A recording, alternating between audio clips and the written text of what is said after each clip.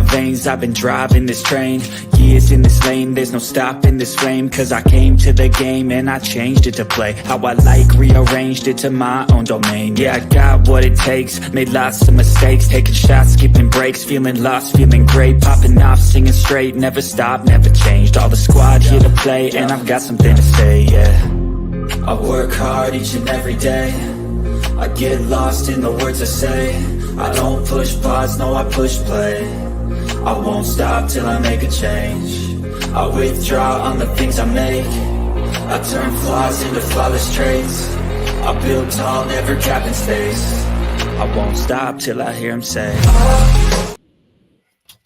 Welcome in, welcome in. We are back, guys. We are back with the beautiful, the exceptional, the important, and she is smart, Chloe Johnson. Hush up, my sound maker in the back, making all kinds of crazy noises. Let's give Chloe a hand. Yes. Hey y'all. Hey y'all. Yes. And the rest of our marvelous panelists, we've got Ron Freeman, we've got Calvin Thompson, and we've got JR XTV. Guys, go over and subscribe to them right now, okay? Guys, so how's everyone doing on this holiday weekend? Tired.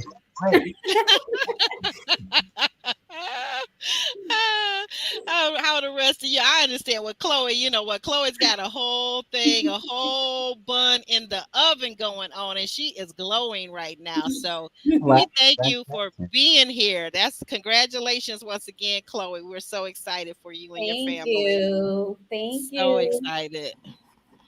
But how's everyone else doing? All good, thank you. Tired as well. Tired. I'm here. Yeah.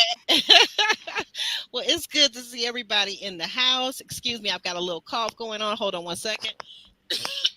Pardon me, guys. Trying to, but I'm fighting it. The devil is a liar. I am fighting it. My body is well. It is healed. We get some of these up on the screen right quick. Everybody that's here saying hello, saying hi.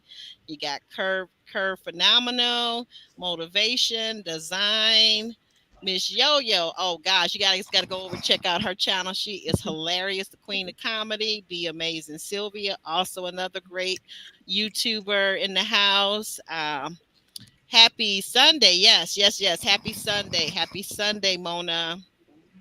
Of course, our great moderator extraordinaire, LMV in the house, giving love with the purple hearts. My girl and fellow podcaster Roro for real, she all up in the house. Yes, and she says she gonna drop a few zip lips because she don't want to do the cursey face because there's a lot going on in this episode. A lot. We got Colton. Hey Colton. Hey Babs. Danielle. Yes. Come on in the house. Come on in. Oh, thank you, LMV. I see she's got our girl Chloe's information there. You can click the link, guys. If you're not subscribed, I don't know why you even on YouTube if you're not subscribed to Chloe. I don't even understand. Chloe saying hello herself. Hey Chloe. Hey y'all. All right, let's go ahead and start getting into this thing. Guys, just briefly, what did you think? What did you make of this episode? There's just so much going on. I mean, like, I literally ran out of space to put my notes. Like, so guys, you may have to help me out. I've got them in somewhere else. They're kind of here. They're kind of there. What did you guys make of it? I'm up in arms about this. But I always say, let me just say this. Let me preface this. I say this every season that the getaway is where everything comes together or falls apart. Is that right or not? You right. This is my favorite episode. Exactly. You gonna find out. And so wait a minute, you know what? And one of the things I realized when these people say that they have never watched this show, I have to agree with them. They absolutely are not fans of the show. They have not watched it. They have not studied it, because you know why? How I know that? Because these women and these men, but particularly women, did not have any inclination to understand that if you don't have a boo by the time you get to the house, you already behind the 8 ball, right? Right.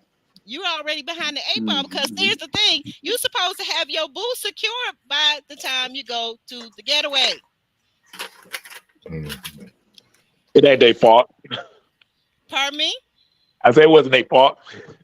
Well, okay. Expound on that, Ron. I mean, for one, I mean, let's be honest with it. I think it was a kind of a weaker male pool this season. So if you're gonna do a getaway, they should have reversed it. They should have had 6 dudes there, 4 women, instead of the other way around. The men weren't strong enough to carry that load this season. I Okay. agree. Explain carry the load. Explain that, because I think I understand what you say. That for once, I actually may agree with you, Ryan. Explain that a little more in detail. What are you saying the men weren't able to carry the load? What do you mean by that? You talking to me? Or? Yeah, yes, you said Oh, it, okay. yeah. Well, yeah. I mean, like you said, like it's 4 guys. I mean, they're not like the one girl was complaining about they're not applying the right pressure. You know, they don't have the super strong personality. They're not the super hunters as is. You know what I mean? The girls don't seem 100% interested in the fact where they're going to fight over 4 guys, because these ain't the type of guys that they normally probably would fight over back outside of Dallas. You know what I mean? So it's just the dynamics is not there. Like, it'd been better if it was, 6 guys, 4 women in it. That'll apply pressure to the guys, and that'll make them have to, really get that tiger in them and stuff and go and compete. But these ain't the type of guys you want that had a power at this point and laid back even more than they already been laid back the whole time. It ain't gonna work. But Ron, what is the tagline? Do you remember what the tagline is for this show? It's dating from a male perspective. That's the tagline for Ready to Love. Dating. Yeah, I get that's what it is, but it's not really that, because it's a woman's show. So you got. Okay, go ahead. Yeah, it's a women's show. The audience 90% women. So, I mean, I wouldn't even have done this from a production standpoint. I would have had a little more 6 men for the women to look at, the audience. I would have had a little more eye candy. I would have something for the women in there. Like, this wasn't working for women in general, audience, castmates. I didn't see a lot of it. Like, they should have reversed it and had 6 men, 4 women. That would have put a lot of pressure on the men to kind of compete. That's what the women here want. That's what the women in the audience want to see. They would have gave them a little more choices of men to look at. It's just, I would have reversed that. Any differing thoughts or any concurring thoughts out there in my panel?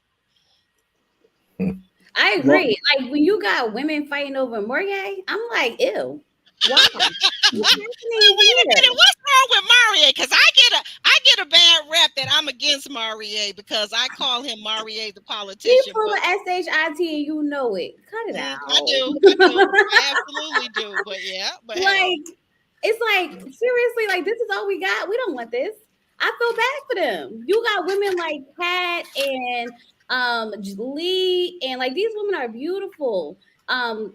I mean, attitudes are all over the place, but nonetheless, it's like, if I had to pick, I wouldn't pick none of them. The closest thing they got is what's his name? Quentin, and he's spoken for. Janelle ain't even about to let nobody up over there. That's true. But whose fault is it? How many days and how many weeks and how many events have we had where these ladies have fluffed their hair, they sashayed in and sashayed out and not paid any attention to the dudes and asked about $50,000 Birkin bags? How about that? Well, I'm usually the one that's on the ladies' side, but in this case, in this instance, I see a lot of bourgeoisie women that's all about being the boss chick, but they're all still single and they all are like not really showing any inclination towards service. And by service, I think you would probably maybe understand, Chloe, you and you're married. I'm formerly married. Okay. So when you are in a relationship, it requires a couple of things, and people always talk about compromises being one of them, and that's very important. But I'm going to say, as a woman and as a man, for men, it requires service. People that don't have a heart to serve other people should probably stay single. And I'm seeing a lot of that with this cast. Like, everybody wants somebody to serve them, do this, do that, come to me, pressure on me. But what are you offering except for telling somebody about your $50,000 Birkin bag? Is what I'm trying to say. But with this pool, that is interesting because there's deficiencies on both sides. It's narrowed down to these individuals, but look at what you have as slim pickings. Amongst them, you have Morier, who said he's never been in love, but yet he's 30-something years old. Almost 40. Almost 40, never been in love, and he's not clear on what love is. Then you have Sierra. Has she been in love before, besides being in love with herself? This is what I'm talking about. People being in love with themselves. This is what I'm talking about. This is what the generation is giving. And I'm talking about as a mother of the generation. I got two in the generation and I see it all day long. This generation right here, these are people that are in love with themselves. And the problem with that is I'm not talking about self-love. I'm not talking about having a healthy self-esteem. I'm talking about literally in love with themselves to the point where there's no room for nobody else. You got people buying, I'm gonna tell you something. I ain't gonna name no names, but you got people buying whole houses, single people, professional people. Hey, I'm proud of you. Got your degree, you got your career, buying whole houses and dedicating whole rooms to wardrobes. Do you understand what I'm saying? So now where's the room for the guy to have his closet if you got your closet full of your clothes and you got the other bedroom full of your clothes? I'm sorry. I got to rant about this a little bit. There's a problem out there. Or we just get another room, a bigger house with another room for his Okay.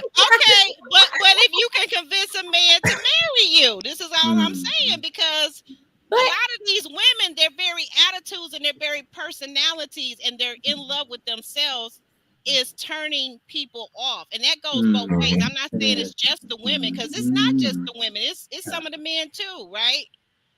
I agree with you, but I do feel like it's because the men ain't nothing to be like over. Honestly, like if you put the right men in the right room with these women, you'll get a different version of them.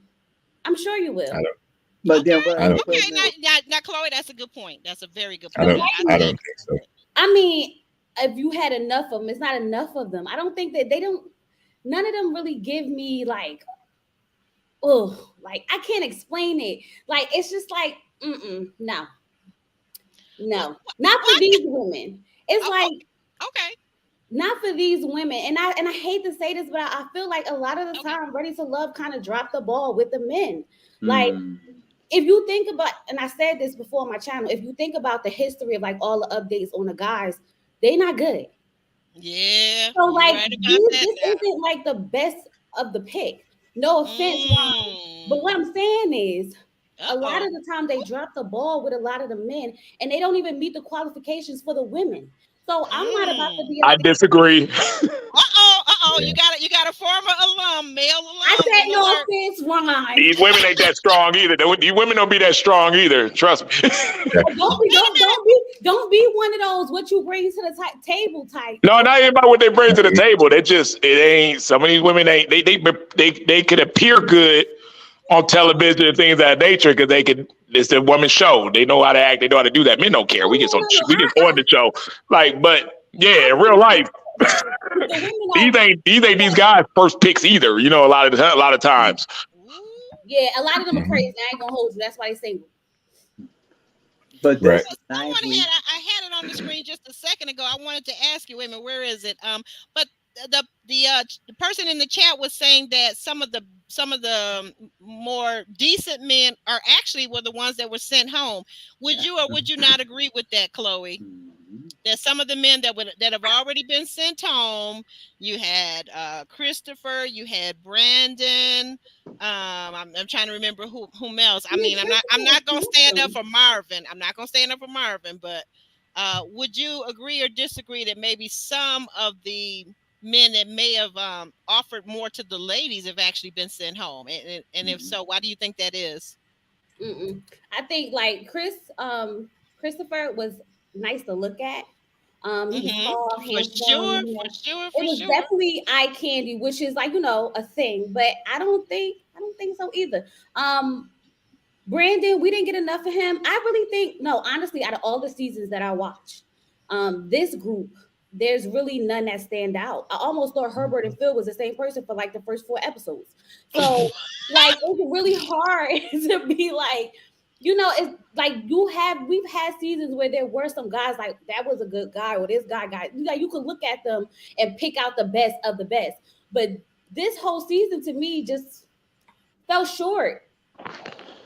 I heard some tea that from a castmate that was on here that basically said any of the guys that barked up to Janelle early got axed. Oh yeah, we know that. It's an alliance. Why you think Morgan is at the end? Like, please, that man should have been home. He don't have nothing to offer. Who is that you said don't have anything to offer? I'm sorry, I missed that. Morier. Oh, yeah. He should have been home. Yeah, but that's the thing. It goes both ways. There are some ladies that are still there that shouldn't be there either. Sierra being one of them. She should No be. When you connection. think about who went home first, it makes sense though. But they. What's the girl? The girl who had the identity. Cheerleader. Yeah, like they made sense for them to go Kira. home. Yeah. Sierra should be next. If she's not next, I told y'all it's going to be a war. Wait a minute. So y'all don't see that? Y'all don't see Jessica going home just yet? Because why? Because of the alleged alliance that we think may or may not exist. I'm hoping for a double elimination, but they got to narrow it down. That would be interesting. Jessica going home, like it ain't. I think if Moray, I like that conversation. I actually like the conversation Moray and Sierra had. I think that was a conversation that she needed and he needed to hear. That, you know, that she admitted that, okay, you're right. I'm asking for all this stuff, but I ain't done anything. I ain't stepped up. You know, let me step up my game and take it a little more serious. Earlier, they could ask earlier instead of so late. Yes, it's too late in the game, but I don't think he's sold enough on Jessica to not switch. Nah, he That ain't. whole conversation was BS on Morgan's side. But this is a process of elimination. You're talking about Sierra, right, Chloe? No, she was drinking. She was telling the truth. No, I think more Muir. I think that was BS. I ain't bite not one bit of it. Oh, the fact that he's never been in love. Yeah, I see two men like him. Mm-hmm. It's the politician back in play. It's the politician back in play. And then what did she leave saying? Maybe I should step up and start showing you more. Absolutely not. Yeah, she said the truth. Well, my thing is, if she had wanted to do that, now that's where I get to, Chloe, where I say about the women. That's where I say, if you had wanted to do that, Sierra, with the S, you should have done that before the getaway. You kind of late to the party, sis. You late to the party. Mm-hmm. He was lying anyway. Well, I think a couple of things about that. Super Morier, you know, I think he's only there because, you know, like, let's be real, they have sent home guys who are probably better suited for connections in this setting. For example, I'm sorry. I think Herbert would have been a better fit. TV wise, also he had a connection with a lot of the other ladies there, although it was nothing romantic. You know, Morier's only clinging on to Jessica. Basically to make up for the tarot card debacle. He wants to make amends for. Yeah, he seems to have done okay with Jessica because she don't seem to be, her Christian ethics don't seem to be bothered by it at all right now. No, in fact, you know, if she was so vehemently against the tarot cards and things, why is she considering him her only connection? She'd rather have tarot card Morier. Exactly. Than anybody else, yeah. And then soften up for Chris, you know, and smile and just show him her romantic side. She'd rather have Morier around. So they're not going to work, though. No, because Morier is a sexual guy, and she ain't feeling them to do any of that stuff, and he ain't going for it. No, and she said she's uncomfortable with PDA and all the yeah. He doesn't. He wants to be, you know, he wants to get it popping. Down and Right. So when we break it down, she's already said, for example, she's uncomfortable with PDA this episode. She's also said that, you know, she's not really open to changing what some of the feedback is, which is that she comes across as more a career boss chick, but doesn't have another side to show any of the guys. She's doubled down on that rather than open up. But I did see her fix a plate for Morier today on the episode. She did, And I was impressed with that service, that active service. I was impressed. it was an act of service, but the plate was weak, and she you can tell she never done that before. Like she felt very uncomfortable doing that. Or was it her resting bee face that she had that gave it away? Because I She was has that like, too. And then when we see the conversation that took place, Mhm. exactly, and when we see the conversation that took place when he came into her bedroom and she was stretching, you can see the lack of chemistry right there. Like there's absolutely no chemistry whatsoever. So that connection is not going to work. Zero chemistry. He was like, I don't want a plate, I want a kiss. And she's not capable of kissing him at this point, which is ludicrous. Because if I can't feel like I can just walk up and get a kiss from you, and we talking every day on the phone for hours and things of that nature, like what are we doing? This is the 9th episode, going into the 10th episode, and it's and they're up close in person because they have the getaway, so they get a chance to be in each other's space, and it seems like they're looking at each other like, well, maybe I can commit to you, but maybe I can't. Some people don't have any real connection at this point in time, so there's a process of elimination. That's what it's come to. So something is kind of going downhill, maybe, and maybe not. Oh my goodness. Well, Shalana says that Jessica just wanted Marie to see her because why was he sitting down there? You know, he was the only guy and actually the only person that was sitting at the table while everybody was in the kitchen kind of fixing their own plate. But like I said, I don't have a problem personally. Chloe, I don't know if you agree with me or not. I love fixing my man's plate. I do. That's just me now. How do you feel? I know you're a happily married woman. Do you like fixing your husband's plate sometimes, especially if you're out? I'm not talking about at a restaurant, obviously. But tell the truth now. No. So like I don't cook really. My husband does most of the cooking. And normally when I would even ask him, like, you want me to make your plate? And he's like, I'm a grown man. I don't need you to make my plate. So that's not his thing. It's not his thing. It's not his thing. So it's never been a thing for us. But of course, if we were out somewhere and like I would do it for him because that's my husband, of course. But like that's just not one of the things that he really be like, I need you to do this for me type of situation. Okay, I have never yet met a man that said that, but I can dig it though. I can really dig it. And you know, I say that all the time. That's why you gotta get you a self-sufficient man. Get you one that know how to cook, clean, do laundry, and pay bills. This way, you ain't in the house looking all beat down and worn out. You and Kimberly Reviews must be cousins, because Kimberly Reviews, she told me that get you a man that loves to cook. I was like, yes. Self-sufficient. Yes, self-sufficient. All men should be self-sufficient. Yeah, they are self-sufficient. But it's a difference. I would say, would you guys answer me? I'm just jumping real quick. It's a difference between the man that's being self-sufficient and what I wanted to kind of clarify is I'm talking about situations where, let's say it's a group of couples, it's 5 couples, 5 couples. Usually in the kitchen at somebody's house, most people don't want everyone all in the kitchen at the same time. A lot of people don't even have a kitchen big enough for that. So generally speaking, like maybe it's my generation too, I will say that women would come in the kitchen, if not the host that is fixing the plate in that sense, but a lot of times the women will wash their hands and come in and fix their plates, and it's not a big deal. It's not that the man isn't self-sufficient to what you're saying. I understand, Chloe, but now guys, you chime in. What do you guys say? I was just going to say, Super Mario didn't actually ask her to fix the plate. She tried to do it as a gesture. Okay. To kind of warm up to him a little bit, show some effort.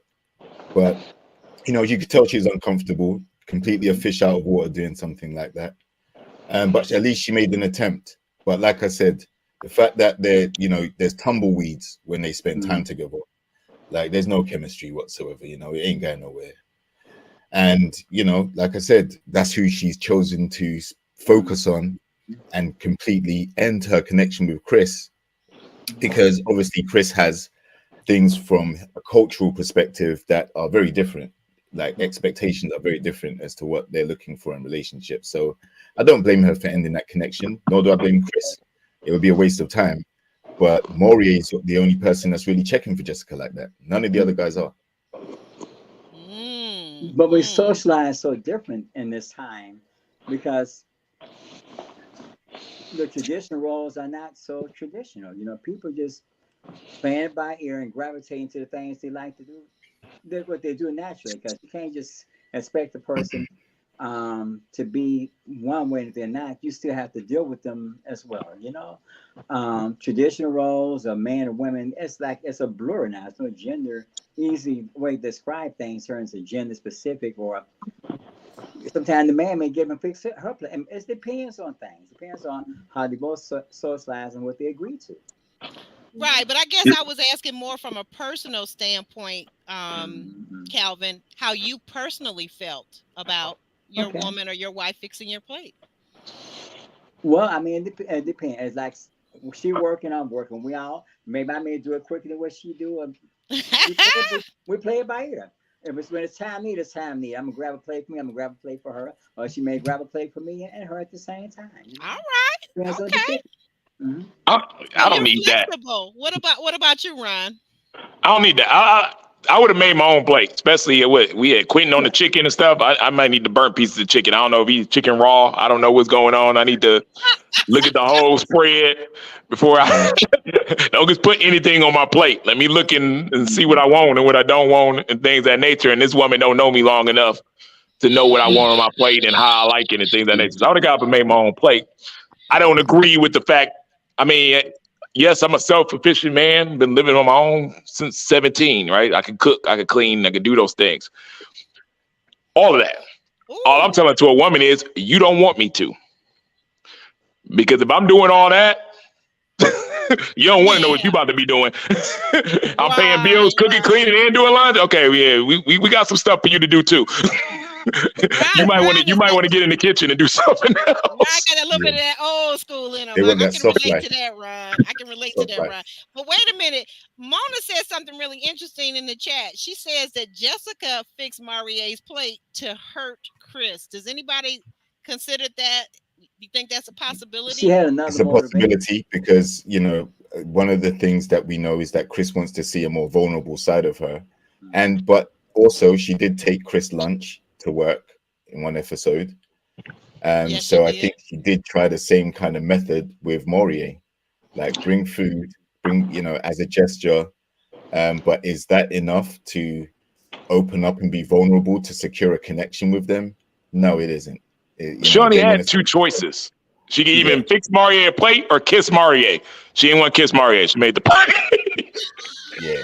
I think she's just trying to make it seem like she got a connection. They don't want each other. They're in an alliance. And the alliance is, let's act like we got a connection so this way we can make it to the end. That was what that was about. Because she's talking about, I'm not into PDA. She don't want nothing to do with that man. Okay? No. And even if a woman's not into PDA, you can tell if they're attracted to someone. She's not. Mm-hmm. She don't want him. And this was just like for show. And he talks about, give me a leg. That man didn't want no daggone leg. Mm-hmm. Okay. It's just like, no, she did that because she wants to make it seem like they have a connection, which is why he was just sitting there looking crazy, because he knew how this was about to go down. I'm not beat. I'll see through all of them. Ooh, that was deep. That was deep. Well, I haven't even started with my notes, and we were already halfway into the discussion. So this week we open with Stars and Cars, I call it. Lee's driving both Aries and Katarina to the getaway. Katarina says she doesn't feel confident in her connections, and she feels that she's starting over. The guys, let's see, wait a minute.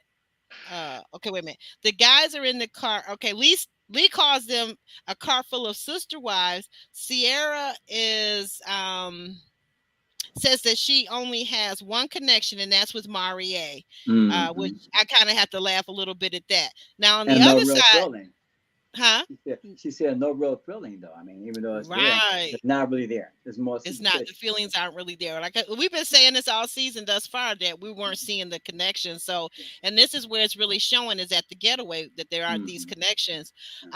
We see OG Chris is driving Quentin, Phil, and Marie there, and Quentin says that his energy is already going to certain places, so we can only assume what that means. Back to the ladies, Lee asked the women how do they feel about their connection, and then she pauses and says, or lack thereof. Yeah. You know, interesting. Very interesting, very interesting. And then with she says with Q only having his connection with her and Janelle, but she says that he should go over there. So now I thought that was interesting that Jessica is saying that that he should go over there. So I don't know. Okay, we'll see. Kat says she needs Lee to go back to Q so that she can holler at Chris, which we see at this chateau, at this getaway. She kind of hollers at Chris, but then she also kind of is trying to holler at Quentin. Like, I don't know. The men beat the women to the house. Chris suggests that they allow the women to select the rooms first, and the warm hugs ensue between Phil and Eris and a couple of the other ladies and a couple of the gentlemen. The men help the ladies with their luggage. Chris tells us in confessional that he and Jessica are not a good fit. Did we already know that, guys?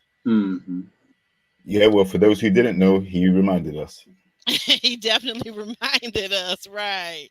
Right. And then it says maybe Eris, Kat, and Lee are a good fit for him. Not really sure out of that group if Eris, Kat, or Lee is a good fit for him. But Katarina says that she wants to check out Marie. So, I mean, like, again, like I said, what I'm seeing here, the ladies get to the house, and when they say they have not watched this show, they truly have not watched this show, because nobody seemed prepared that you're going to get to this house. And in the previous seasons, we've seen people get to the house, and the couples are already figuring out where the couples are going to sleep, right? You know, we saw Joy and Clifton do it. We saw, you know, with their season. I mean, Camille and Cornelius. We've seen plenty of couples that when they're on their way to the retreat and the getaway, basically the couples are in the car driving along rather than it being just the women and the men. Yeah, but the chemistry is not there for this cast for that to take place. You know, that would be really forced if they tried to do that. Like, who's going to ride in the car with who?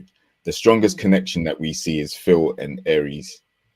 And other than that, ain't nobody, you know. And even if you look at Quentin and Janelle, like, you know, the alliance stuff that I keep hearing about, I keep hearing it referred to that couple. You know, they're in to stay to the end. You're not going to get no prize money. You don't win a car. You don't win a house. You don't win a trip to Barbados. You don't win nothing. Win a trip. So you want to stay to the end for why? The objective is to find a partner, and then you get to stay to the end. Like, you're kind of cheating the game if you just want to, you know what? Why don't we just stick together, and why don't we just, you know, say the right thing, stay on the show, make it to the end? Yo, why? You're not gaining nothing. You're still not in a relationship at the end of that when the camera stops. I gotta ask real quick. I gotta ask Chloe. I was just gonna ask you, what do you think? Why do you think people are so dedicated to staying to the end on this show? Oh, I can answer that for you, Ryan. You know why? Yeah, I know why. Why? One, I mean, let's just face it is what it is. More camera time you get matters, depending on what they're trying to do with this. You know what I mean? So if you're trying to sell your clothing line, whatever you're trying to do with this, or get followers, something like that, the more camera time you get is usually the better. So the longer you stay, the more camera time you get. Then they smarten up and learn. At first, like in my season, it was only like season 4. The women did not care if they left single or not. Now you kind of saw that you were stronger as a couple to the audience. Like, you know what I mean? If you left as a relationship, you know, people want to believe in love. So you got more followers, more attention and stuff being within a couple. So then we started starting to see some of these fake couples pop up, you know, at that point, because they were learning the game a little bit. So I think now they know, like, I don't want to necessarily leave here alone, and I want to make it as far as I can, because you're going to get a little more camera time. It's really nothing, but you know what I mean? It's like, some people care about that type of stuff.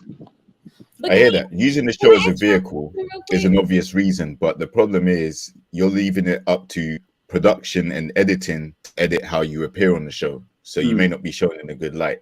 So you're taking that risk also. Yeah, it's a big risk. I mean, like I said, I tell everybody, I mean, you don't control your edits. Like, you know what I mean? And your favorite people ain't as good as you think they are, and the ones that are not is not as bad because they control all that for the most part. They got enough stuff on all of us to make any one of us look any way they want to. I mean, they could have made Red look like the Mario. I mean, Red look like the king of of tech. You know what I mean? You know, they got enough stuff to do what they want. Hold on, guys. Chloe has something she wanted to get in and say too. Go ahead, Chloe. No, I was going to ask. Like, I know we was talking about alliances because I remember JR said that, but I was wondering. Now, I know Quentin is kind of like playing games. I'm hip to that, but I want to know: do y'all think Quentin in on the alliance too with them? I don't know why I don't feel like he's in the alliance, but I do feel like him and Janelle made a pact to make it to the end. But I don't know if I feel like he knows about the alliance. Like I think it's Morier, whatever this man name is, more so than You're doing fine. I think Quinn understands he's stronger, right? Quinn say, okay, I'm the eye candy. I'm always going to be here probably long without the alliance, but he partners with the strongest woman that's 12 years older than him. To me, so it's given he knew what to do. Yeah, they know. We're not like at this point. Many episodes have been on. These cats ain't dumb no more. They got it down too. Had a connection. We don't believe that. No, I think the connection is he wants to get to the yams. That's the connection. There's a physical attraction there between both of them. So it's physical, but he doesn't want to relate. He's 33 years old. Right. And exactly. Yeah, so there's no way that could work. Is a thing. So it's something there, but it's not like romantic, like in that sense of like being together. Because I know he just said what he need to say, but when you said it, I never thought, but like I never put him in the alliance. But now it's just I know that like I never thought of him really being in the alliance. I kind of feel like he's more so. Maybe he's agreed with his partner, but I don't think he is in the alliance. I don't think, honestly speaking, with the cast that he's placed in, like Ron says, I don't think he has to be because he's one of the stronger men. One of the stronger men. He's tall, he's well built, he's good looking. You know, that's what they're looking for. Yeah, but so is Herbert. I think a lot of the men are afraid of Janelle. And it should be. And here's the reason. Not because she's messy, and men are on a TV show on this type of setting are afraid of the messy women because they're the type of women, like you know what I mean, like you're kind of like a blogger, Aubrey. There's some bloggers I'm literally afraid of. I don't mess with because they could dig deep. You know, they'll go for the juggler. They've got nothing else to do but sit back and look into your stuff, and you don't really got time to be dealing with that if you're a busy person. Janelle's the type of person, we already seen her throw cast members under the bus. She didn't say names, good Lord, but you know what I mean, putting people's business out. So if she knows enough about you, you really don't want to piss her off because she has no mute button on out in your stuff to anybody. You know what I mean? She's one of them types. And those are the type of people that men, per se, stay clear of. That's why you see her get into it with all the women. She ain't really got into it with no men yet, like that, because men they're afraid of her. Well, I think we're going to talk about that a bit later because that plays into my theory of who Chris is going off on in the next. Well, wait a minute. So Chloe, do you just 1 second? Do you agree with that? What Ron just said, or any parts of it, Chloe? I mean, I can't argue with him. He's a man and he know how men perceive women. So I have you not seen Janelle on the internet talking about people was DoorDashers, strippers, and all types of stuff? So it makes sense to me. Women are more like catty, so we gonna go back to back with her, but men are not. They're not like that. They're gonna be like, it is what it is, and move on with their lives. So I could see that being a thing. Like she literally, like you don't understand how afraid I was to say a cuss word on the air, and this girl just letting out the B word like it's like an everyday sentence. I was shocked, like what the heck is going on? Like we were all afraid to cuss. Nah, she be this, be that, be that. She don't got no filter. Like you know what I mean? That's scary. If you on national TV and you ain't afraid to say those type of words, you get fly off the lip like that. I know it sounds sexist, but I prefer it that way because as a woman, I'm used to women. But as soon as a man talks to me crazy, I'm like, oh no, we're not doing this. Because like, but that's how we feel as men. Like that's how we feel as men. Like The moment you speak to, if you speak to other people like that, we know your people are doing it to us Mhm. behind closed doors, and that's a turn off. Right. That's a straight no. And you know, it's not even just like the odd occasional time. No, she's targeting it. She's saying you raggedy bees, you ugly bees. You know, Yeah. she's really Yeah. going in. So, you know, there was an exclusive video release where Quentin sat down and spoke to her about that, and he said he's disappointed at how she reacted, and she needs to do better at controlling the way she reacts to stuff. And she didn't take any accountability in that. She Nope. really was just like, oh, you know, I never start stuff. I never actually start the mess. These women actually come for me. When we have seen what, you know, the amount of time she's gone off, they're not coming for her first. Like, she really is laying the smack down in the women's lounges. And, you know, now that Quentin's seen it, that's an eye-opening moment for him. I'm quite sure, just like Ron said, he's now thinking, I don't know if I want to have this turned on me at any point in time by this lady. You feel what I'm saying? There's already an age gap. I'm not gonna be comfortable with her sonning me or trying to put me in my place or trying to disrespect me or whatever when she gets in her feelings. Right. So definitely a concern. Yeah, you know Money- they call her a thug. They say she a thug. They know what's Christian up. thug. The Christian thug she's Right. called. Right, but that's why you're exactly right. Herbert said she's a whole thug, right? But Right. everybody criticized Herbert for not making moves on her and pursuing it. He wanted to take his time, and rightly so. If she's displaying behaviors that make you think she's a little bit hostile, then rightfully, why would you want to say, you know what? Yeah, let's talk babies. Let's talk engagement within a year. Like, no, you're not going to do that. She's too hostile. This is interesting because it's the 9th episode. It's process elimination, and that's what you wound up with. But it doesn't. It's not. The chemistry is not there.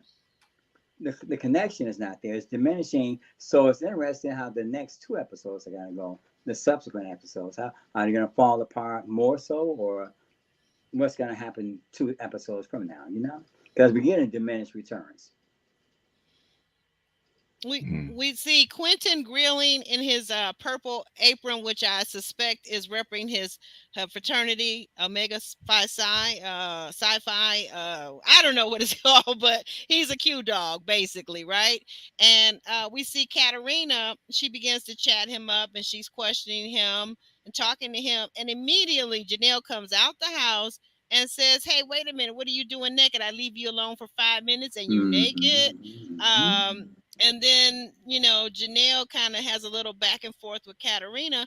Katarina turns to Quentin and says, "Quentin," she says, "Are you taken?" And he says, "Yes." Now, is it just me, or does anybody else see that? To me, once he says yes, he's taken, that's a wrap. As a woman, like that's like me. I'm in the grocery store. I see a nice looking guy. He's helping me to search for lunch meat.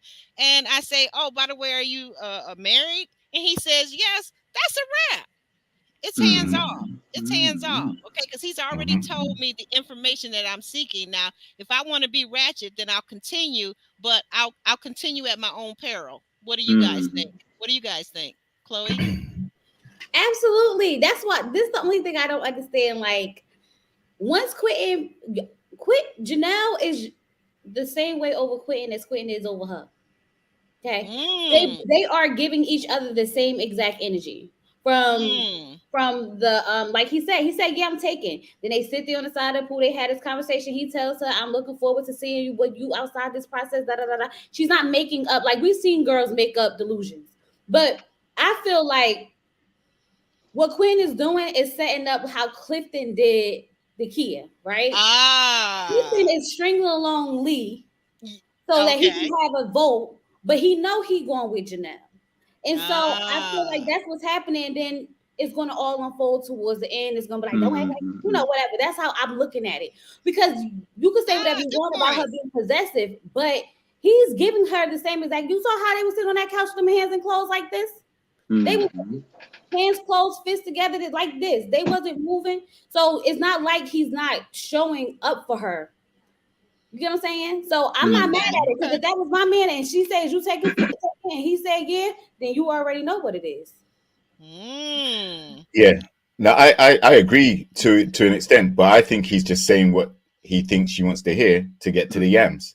Again, there's a physical and Which sexual woman? attraction. Which woman There's wants to hear? What Lee wants to hear or what Janelle wants to hear? No, what Janelle wants to hear. He ain't Yeah. he's Oh, not gonna I'm sorry. I pander meant to say to Lee. Katarina. I'm sorry. Yeah, they in cahoots together. Yeah, Though. he's not pandering to Katarina. Listen, what he did right there was basically shut down all avenues that may lead to someone else, right? Now, technically, and this is just technically, if someone does that and says they're not open to dating any of the other ladies because they found their connection, that puts them in jeopardy of going home, because then you're not giving the other ladies a chance to get to know you. So what's the point in you sticking around, right? So, but I don't see Quentin being put in that position. So, like I said, I'm not denying that there's a connection between them, but it's a purely sexual connection and maybe some intrigue as the age gap and things like that. Okay. But do I think that this is a love connection, relationship connection? It's very early, but I don't see that happening. And I think with Kat, you know, she's right to want to have conversations with him because he's still in the process. The process is to speak to anybody who's available there and see if you can strike up a connection, albeit late, like 8 episodes in, 9 episodes in, but you're still in the retreat. Right. So, you know, what is she supposed to do? Walk past him and not say nothing because he's Janelle's? No. He's there to be spoken to, converse with, and all the rest of it. And if there's no connection, then when they get to the ladies' lounge, the ladies can say, well, look, we've all tried to talk to Quentin and he's made it quite clear that he's not interested in none of us. So we don't see a romantic connection there. He's got to go. I think he's scared. He's scared. I don't think he will, but that's what technically happened. Wait. Wait a minute, Ryan. What did you say? You said who's scared? I think Quentin's scared. Like, Janelle's the type of person, if you cross her right now and you switch over to Lee or something like that, dude, now she's going to get vindictive. Now she's going to be like, okay, Quentin, let's talk about these white girls now. Now, Quentin, let's talk about, she's going to play all his mess out. He knows that about her. He's not about to risk his reputation because he cares about his reputation a lot. He wants to win. He's not going to risk all that by throwing a last minute move in Janelle's face. And you know what I mean? Like we saw it in like episode 2 with Mario and that situation. What's her name? Tiny. That girl took it well, even though she. Kira. Nah, Mario and the big scene, the biggest scene we've had at the reunion, where Mario put that switch on. Oh, you're going back several seasons. Yeah, right? season two. Yeah, season 2. Oh, okay. Chloe, can you remember season 2? Because I don't. I started at the resort season, so I don't know. Okay, yeah. But yeah, he did a big switch on her at the end. It was a huge deal. It was probably the biggest scene to this date in Ready to Love history. If you did something like that to Janelle, oh my God. You know what I mean? Like, you know what I mean? Ain't no man about to deal with that type of drama that's going to come with that. So Quentin can't switch right now, really. Even if he did have a connection with Lee or have a connection with Kat, like he that's why he said, yeah, I'm with her, because he knows if he tried to switch it up at this point, all hell to pay. Yeah. And to JR's definitely, point, and that's why the episode's called Blink Twice. Sorry, go ahead, Chloe. No, I was saying to your point, they're not, even if Quentin said my only connection is Janelle, they're not going to eliminate him. It's too many women. So the women have to narrow down, because at the end of the day, Lee is still going to be like, I have a connection with him. And Janelle's going to be like, I still have a connection with him. And Lee's going to always want to explore that until he tells her to her face that he's going with Janelle. You know what I'm saying? Because in order for her to stay in the process, she still has to entertain him as well. So at the end of the day, he's playing this game by keeping Lee here, not entertaining no other women, and just doing it how he's doing it because he needs that vote. Everybody else got like one connection except for Quentin. If you think about it, mostly everyone got one connection except for Quentin. And more Katarina doesn't have weird. Whatever his name is, his fake connections. And both of them are to get cut. So he'll be down to one tomorrow or next week. Yeah, but let's face it, like the reason why Quentin has an attraction to Lee is, like he said on this episode, when he saw her in her step class in her element, he saw sides of her which he hadn't previously paid attention to or seen on display. and that would be a good fit in maybe in his mind because they're both in a similar profession. You know, she's an attractive lady as far as he's concerned. He still has a little bit of interest, but we saw on the friend date and the ex's date, like the chemistry's not there 100%. Definitely not nowhere near as much as he is connected to Janelle. Now, the thing is, like I said, there's nothing wrong with having more than one connection. You're not boyfriend and girlfriend yet. You haven't reached the bridge yet. So you can date whoever you want. Like this possessiveness about, oh yeah, he's mine, he's taken. Oh well, now you know. Those snarky comments, that's what Kat was talking about with the snippety snappity. Right? There's always ad-libs, there's always jabs that Janelle's throwing, and it's too petty, right? There's no need for it. I see both of these ladies as I'm sorry, JR, but I'm seeing both of these ladies as being the problem. I'm sorry for interrupting, but I see both of these ladies as being the problem. You're right that Janelle is definitely adding extra shade, extra sauce, snippety snappity, all of that to whatever she's saying as it relates to Quentin. But my thing is, and this is just a thing, like to me, like so. You can say what you want, but if he tells me, if I asked him, she asked him directly, which to me, now that was a great thing right there. That was a great conversational thing to do. That was a great communication thing to do. If I'm asking the person who I'm interested in directly, are you taken? And they say yes to me, hands off. So now at what point do you decide to follow the rules? Now, if you want to continue to go after this person, he's saying, well, yeah, I'm taken, but maybe you think you're still going to shoot your shot. Cause like you said, they have not reached the bridge yet, but if you're going to shoot your shot, you're going to do it at your own peril. That's the problem. Yeah, and no, I'm not condoning all that cursing and the B word and throwing that around and cursing people out. I don't condone that, but they allow for it. If he tells you he's taken, then you need to step back. You need to step back and maybe look at somebody who's not telling you they're taken. Right, that's true. And then if you listen to what was said afterwards, she said, do the rest of the ladies know that? Yes, she did. Right? She did. So, as in, if you had told the rest of the ladies that, you wouldn't be here. But is there something involved between Quentin and Lee? Is there something that may be possible involving between the two of them? Yeah, that's what I say. Until he tells Lee that to her face, Lee's gonna still always feel like she has a chance with Quentin, and he does just enough to keep her there so that he does still have that vote. That's why he won't be eliminated. Right, that's very true. That's very true. But that's also, Lee, Janelle does go after Lee as well, which is coming. I think Lee says something and she notices that, again, just like Kat's noticed, Janelle is all over, like she's watching him from a distance, she's watching him up close, she's monitoring all of his conversations over his shoulder. As if he's a kid, as if he's a little kid. Right, exactly. So Lee said the same thing that Kat's saying. Every time she wants to have a conversation, he's got his bodyguard with him, and it ruins the opportunity. She's basically blocking, right? Right. She's blocking, but that's possessive and that's insecure. Like you should be secure in your connection because that's the process. I agree, but he's not stopping it. No, he doesn't need to. Exactly. He can entertain it if he wants. He has to draw the line as a man. He has to be like, Janelle, let me do my process. Like next, if she says come here and he goes, why you mad at her? He went too. Be mad at her. No, I'm not mad at her. I'm actually saying Quentin is loose balling because he's telling her what she wants to hear, and he's actually jeopardizing his opportunity to actually find a genuine connection. That could be Lee or could be Kat. So is this love or Janelle? They don't want no connection. Is she ready for love? Oh, look at Chloe. Chloe said she didn't gave up on this doggone show. After how many seasons? Well, okay. Next we see Phil is giving the first of many foot rubs to Aries. Oh yeah, he loved them feet, guys. Okay, my board went out for a second. Phil is giving the first of many foot rubs to Aries. They are connecting through these foot rubs. Yay for them. I need somebody to come over quickly and give me a foot rub too. Quentin tells how he He was thrown in the water at age 4 to Janelle, and he almost drowned. So he's giving his story, and she's, she's telling what all he can get a floaty. She can teach him how to float.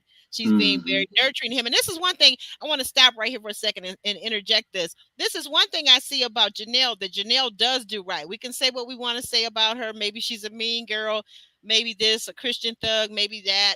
But one thing about Janelle, we see her, and I can sense that when she's with Quentin, she gives him her femininity. She gives him her undivided attention. She does the things that Quentin likes. So I do see that going for her. Let's see. Quentin says to Janelle, that he sees he and her being together even after this process is over with. Now I'm like, okay, now that's saying a lot right there. I'm not so sure I'm buying it. Chloe, weigh in. I'm not buying it, but it sounds good. It sounds good. It sounded real doggone I mean, for good. the process, for what it is, it sounds good. And this is what I meant when I keep saying, like, y'all act like he not giving her that same energy. He's giving it to her the same way he walked by her and her were in that little what's that thing, the hammock, and he was like, all right, now y'all too close with it. He's giving her the same, and it's just that he don't have nobody to compete with. So if he did, like we saw when he did, he was on his toes. Don't act like he wasn't on his toes. The only difference is he don't have nobody to compete with. So it's like focus now. So she's like, he's mine. And all the women all of a sudden want to start gravitating towards him, and not Lee. But Kat, you done had connections. Now you don't want them. You want to come over here immediately? No. Immediately no. Okay, let him figure out between me and Lee before you start trying to dig your little claws in him. And that's just coming from a woman, and this looking at this from this process. Ain't no way I'm gonna let someone else step into this threesome we got right now when I'm trying to get her out. Makes sense to me. And he's giving her that energy. He's saying, I see us outside of this process. He's doing it. It's not like she's making up this imaginary relationship. Right. No. I agree. He's telling her what she wants to hear to get to, the end. He wants to get to fourth base. He wants to score, right? Now, the fact of the matter is, like, he also later on in the episode saw things he didn't like. And when he sat down and spoken to her quite eloquently, saying that, listen, it's not my job to change you. I'm not telling you to change, but surely you must take stock of when you say things, how they're going to come out and how you react to things. You need to control that. And the fact that she kind of doubled down and said, no, well, I didn't do anything, and it's never me, and I ain't doing nothing, and I ain't going to let no woman do it. Listen, that's cause for concern. So hopefully when we see the next episode, he's taken stock of that. And now he starts to really realize that by telling her what she wants to hear, he's getting himself into a whole lot of trouble, potentially into a problematic relationship where he will soon be on the receiving end of that type of behavior. I say that because if she's hostile as part of her character, it's only a matter of time before she stops just doing it to others and she turns it on to him. That's just it. It's part of her nature. We saw it on the IG Live, how she is when the cameras stop rolling. We all saw that. She pursued him in a very aggressive manner. Maybe it's conceding that, but is that what he really wants? She's domineering. She's in your face, in your space, controlling, territorial. Is that what he really wants from her, Exactly. No, that's not what he wants. But he going to make it what he wanted to the end of the show. Okay, but is because that like you guys said, that love? Yeah, this is all just to get to the end because, like you said, that's why he chose Janelle, because she has the strongest personality. He knows what he's doing. I believe, Quentin, he's playing a game, and Janelle is 40-something years old. She's been around the block long enough to know there's some bullshit.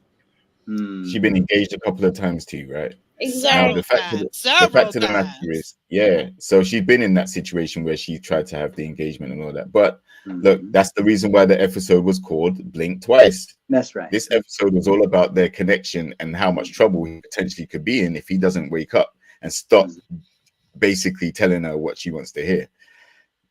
He's going to get into a situation where he's inviting a relationship with her that is gonna, you know, it's gonna be hostile, Mhm. even if he doesn't retaliate. Mhm. If he's trying to sit down and reason with her and she's not receptive to it, then you know, there's no chance. There's That's none. You're in each other's personal space, and you have to pay attention to how they come across, because how they come across up close and personal says a lot about the sustainability of the relationship. You know, not just for now, but what does it translate into down the road? And do you want to commit to somebody that really may need to be committed? I'm just joking. Exactly. And when we look at the step dance date, Mhm. you know, like Janelle was not participating at all. Quentin was one of the stars of the show. Lee was one of the stars of the show. And like I said, that's something that they're going to connect over. So Mhm. we'll see what happens going forward. We see Chris helping Lee into the chair in a fun way. It's getting kind of physical. He's helping her. He says that she's actually lighter than her luggage, and they both laugh. They bond over their love of overpacking. He says that Lee is easy to be around, and in that moment, I feel like there's some extra shade added in because he also believes that Jessica is not easy to be around. Mhm. Is it just me? No. No. Okay, and Lee tells him, I like this part. So Lee confides in him and tells him her dream that she wants a man to like take her on a fancy trip and to just say leave everything at home and I'll buy everything you need Yeah. on the luxurious trip. I was like, yes. Trick I me. think JR over there cracking up, so he had to go to Avatar. What about you, Chloe? Was you feeling that? Was you feeling You her? know I was over here like, I look at my husband like, how come you ain't tell me to let's go on no trip and not pay, and I don't have to bring nothing. You gonna pay for everything? Well, he gonna pay for everything regardless, but the new stuff that I need because I ain't bringing nothing. Right. I mean, I need some new makeup. I need some new clothes. I need Jewelry, girl, all of need that. all. All of that. And the new Yeah. luggage for the new stuff that we just bought.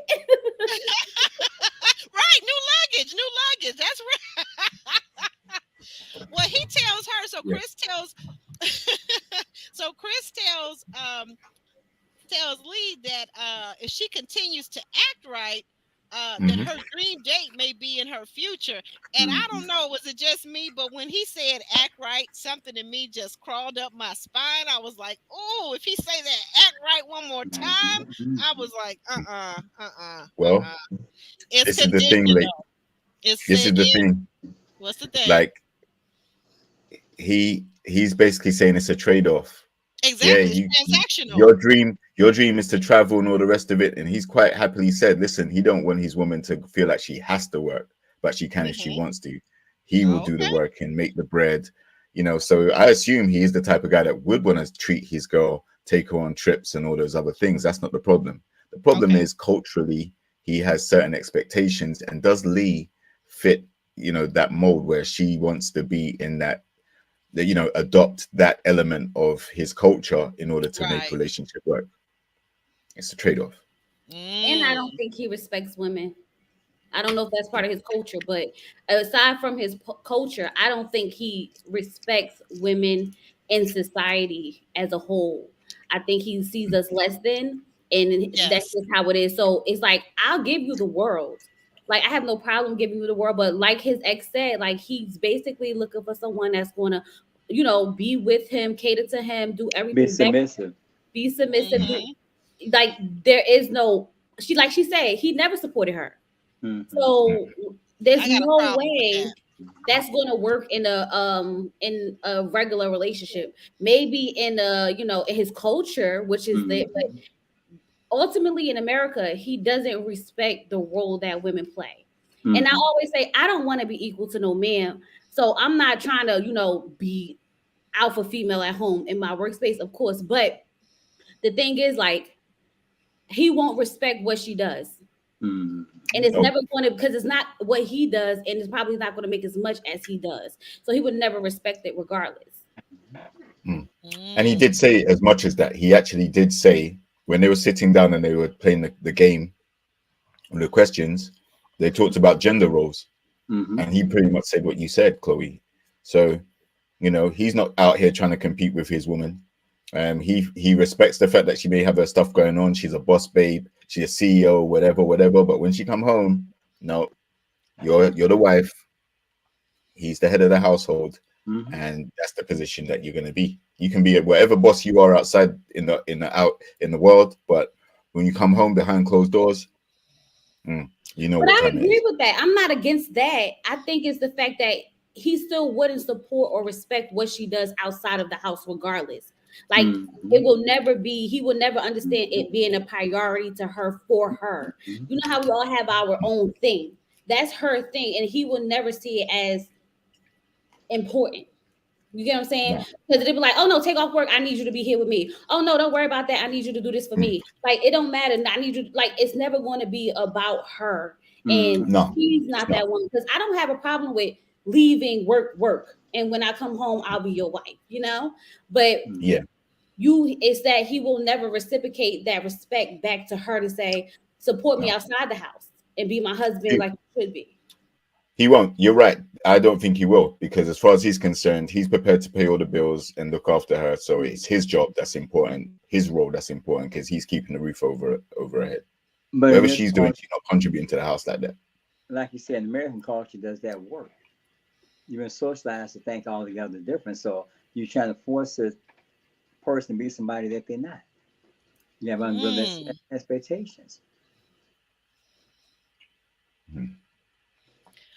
I see. So then we see a scene where everybody, the whole group is gathered together. And Marie says quite prophetically, it ain't no fun when the rabbits got the gun. And that means that, you know, the men have the power to send a woman home. Sierra is sitting there and she's giving her best princess spiel about how Marie is not coming after her. He's not applying the correct pressure. She needs this. She needs that. Sierra, read the room, dear. You're about to be eliminated. Okay. There are more women than there are men. Come on now. You cannot be this slow, right? You cannot. Come on now. Come on. What did you guys think? What did you guys think of that scene when Sierra is basically trying to give Marie how to treat her, and when he asked her what she needed, the thing that I found really fishy and funny was she was unable to give a lucid description of what she needed from a man, and he asked her twice. And now I have to say, for once, I'm on Marie's side this time. But she comes across with more sexual energy than intimate energy. You know, you look at her as being a good time person as opposed to the person for who you really want in a long-term relationship. She's for convenience, but maybe not for long-term. For a good time, but not a long time. What makes you feel that way about her? What is it about her that's giving off short term? I mean, she has a lot of sexual energy that she exudes and has consistently displayed. I'm a good time girl. I may not be a person for commitment, but I can show you a good time. Chloe, that's how just do you where she presents herself, you know? Okay, and I can see a little bit of that. I can, but I'm going to ask Chloe. Chloe, what do you think? What does she exuding that energy, that sexual energy, but not? I don't know, because some of the guys are saying that she's a comedian, so I'm not sure. What do you think? You're on mute, Chloe. Sierra's a good time.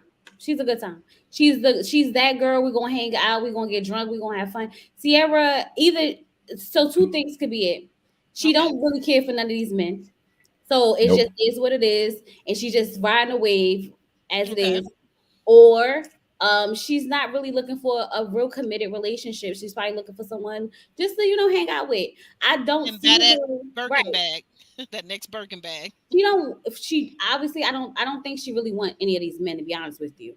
But at the end of the day, you can tell like Sierra is the fun girl. Like she's drunk. She's been drunk most of the season, and she's having a good time, and she's just eating it up. She's gonna tell you, "Oh yeah, I had the threesomes. I just can't. I had the sex with the girl. I just can't bring her home to mama. Yeah, I'm a this. We gonna have fun.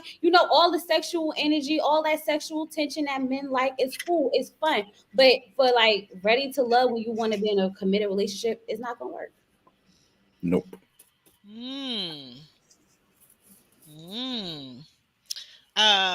JR, JR, did you have? Thank you, Chloe.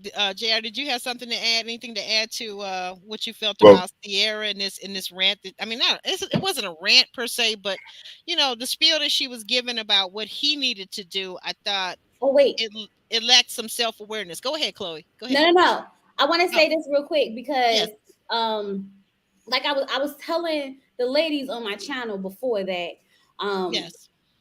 So I've gotten some advice like that I gave to them, and I said, and it always was like, when a man asks you what you're looking for in a man, the best thing to say is, "Don't worry about it. You be who you are, and if you're the right man for me, you'll show up how I need you to." Because what happens is men are going to start to be what you want them to be for now. So if you say, "I like a man that's going to bring me flowers," all of a sudden they giving you flowers. All of a sudden they opening doors. All of a sudden it's kind of like how the girls were saying, whenever I tell not Marvin, whenever I tell Marvin something, then he becomes that person. Oh Like, yeah, Marvin. Yeah. So what happens is the men start to love bomb you, get you to fall, and the next thing you know, they treat you like SHIT. But that's another story for another day. But what I'm saying is, it's easier to like let a man be him, and if he's for you, then he will just present himself in that way. You don't have to tell him. You know what men know how to treat women when they want to treat a woman good. So I don't need to express how you need to treat me as a woman. Just show up how you're supposed to. Right. Okay. I agree. You guys agree with that? Okay. And I just said JR, you were going to say something? Yeah, like I just had a few things to that. I mean, Chloe did hit quite a few points that I would have made as well. Listen, men aren't mind readers, and stop thinking that we are. We ain't mind readers. And Morier is right when he said all women aren't the same. You can't treat all women the same. Like every woman's different. You've got different personalities, different desires, different wants, different likes, different needs. So you can't just expect a guy to come and show you he's interested in the way you want him to. You have to feed that information to him, but do it but let me finish. But do it in a way which you don't like. You have to give him the signal, whether it's a chewy signal or whatever you want to call it. But if you just a stone wall and you're expecting some guy to pull some trick out the hat that's going to impress you, you're going to be single for a long time. Yeah, fill up that bottle with as much alcohol as you want, get drunk, get crunk, relax, enjoy the vibe, but that's not what you're there for. Chloe on the rebuttal. No, but what I'm saying is, I'm not saying that. But even if you do show up pulling out the stops how you feel like a woman should be treated, right? If that woman's not going to take that as like your gestures, then that just means that's not the woman for you, right? Because I always feel like how you start is how you need to end. So if you are going to once again start trying to do something because this is what someone likes, you can't be consistent with it. You just have to have it naturally, and by talking, getting to know the person, then you'll want to start doing little cute things for them, this, that. I'm not saying just start doing all types of stuff and see what sticks, but like just getting to know someone, you'll start to realize what this person likes and how they like to be treated. And you don't necessarily have to ask why. What's the point of us really digging deep if I'm just going to give you the book? Yeah, I agree to an extent. You don't have to say, look, I want X, Y, and Z in great detail. Yeah, but all you have to, but again, if you got the walls up, you got your guard up, you don't even know what you want yourself, then how is he going to be able to know? He doesn't know you like that. Sierra don't want none of men anyway. Exactly. That's what. That's my point. The part is she may point. not want them, but yes, she wants to stay to the end. So my thing is, pick a lane. You want to stay to the end, but you don't want the men. You gotta go. You gotta go. I don't know, but somebody who coming in my chat saying she tried to eliminate herself plenty of times and they wouldn't let her. But she said none of them are approaching her like that though. She's not being smooth by them. She said that nobody's interesting because they don't take her serious. Right. That's why she was saying she's not going to unpack her bag because she already knows she ain't got no connections. Now, the thing is, the person who's in a very sunken place is Morier. He's got Sierra, who, there's no genuine connection there. He got Jessica, there's no genuine connection there either. Mm-hmm. So, Super Mario, you're gonna be going home soon. Super Mario. But that's what's interesting is the closer you get to the end, the relationships that are sustainable are not there. Yeah, the connections aren't there. Like they're not believable. They're nowhere near where they should be at this stage if you really were genuinely interested. Even with Quentin and Janelle, what is that about? Is that really sustainable within itself? It seems like she's more of the aggressor and he's more, okay, if that's what you want, then I'm here, But then is he really is that who he really wants? It seems like he may want Lee over Janelle. Seems like it. Exactly.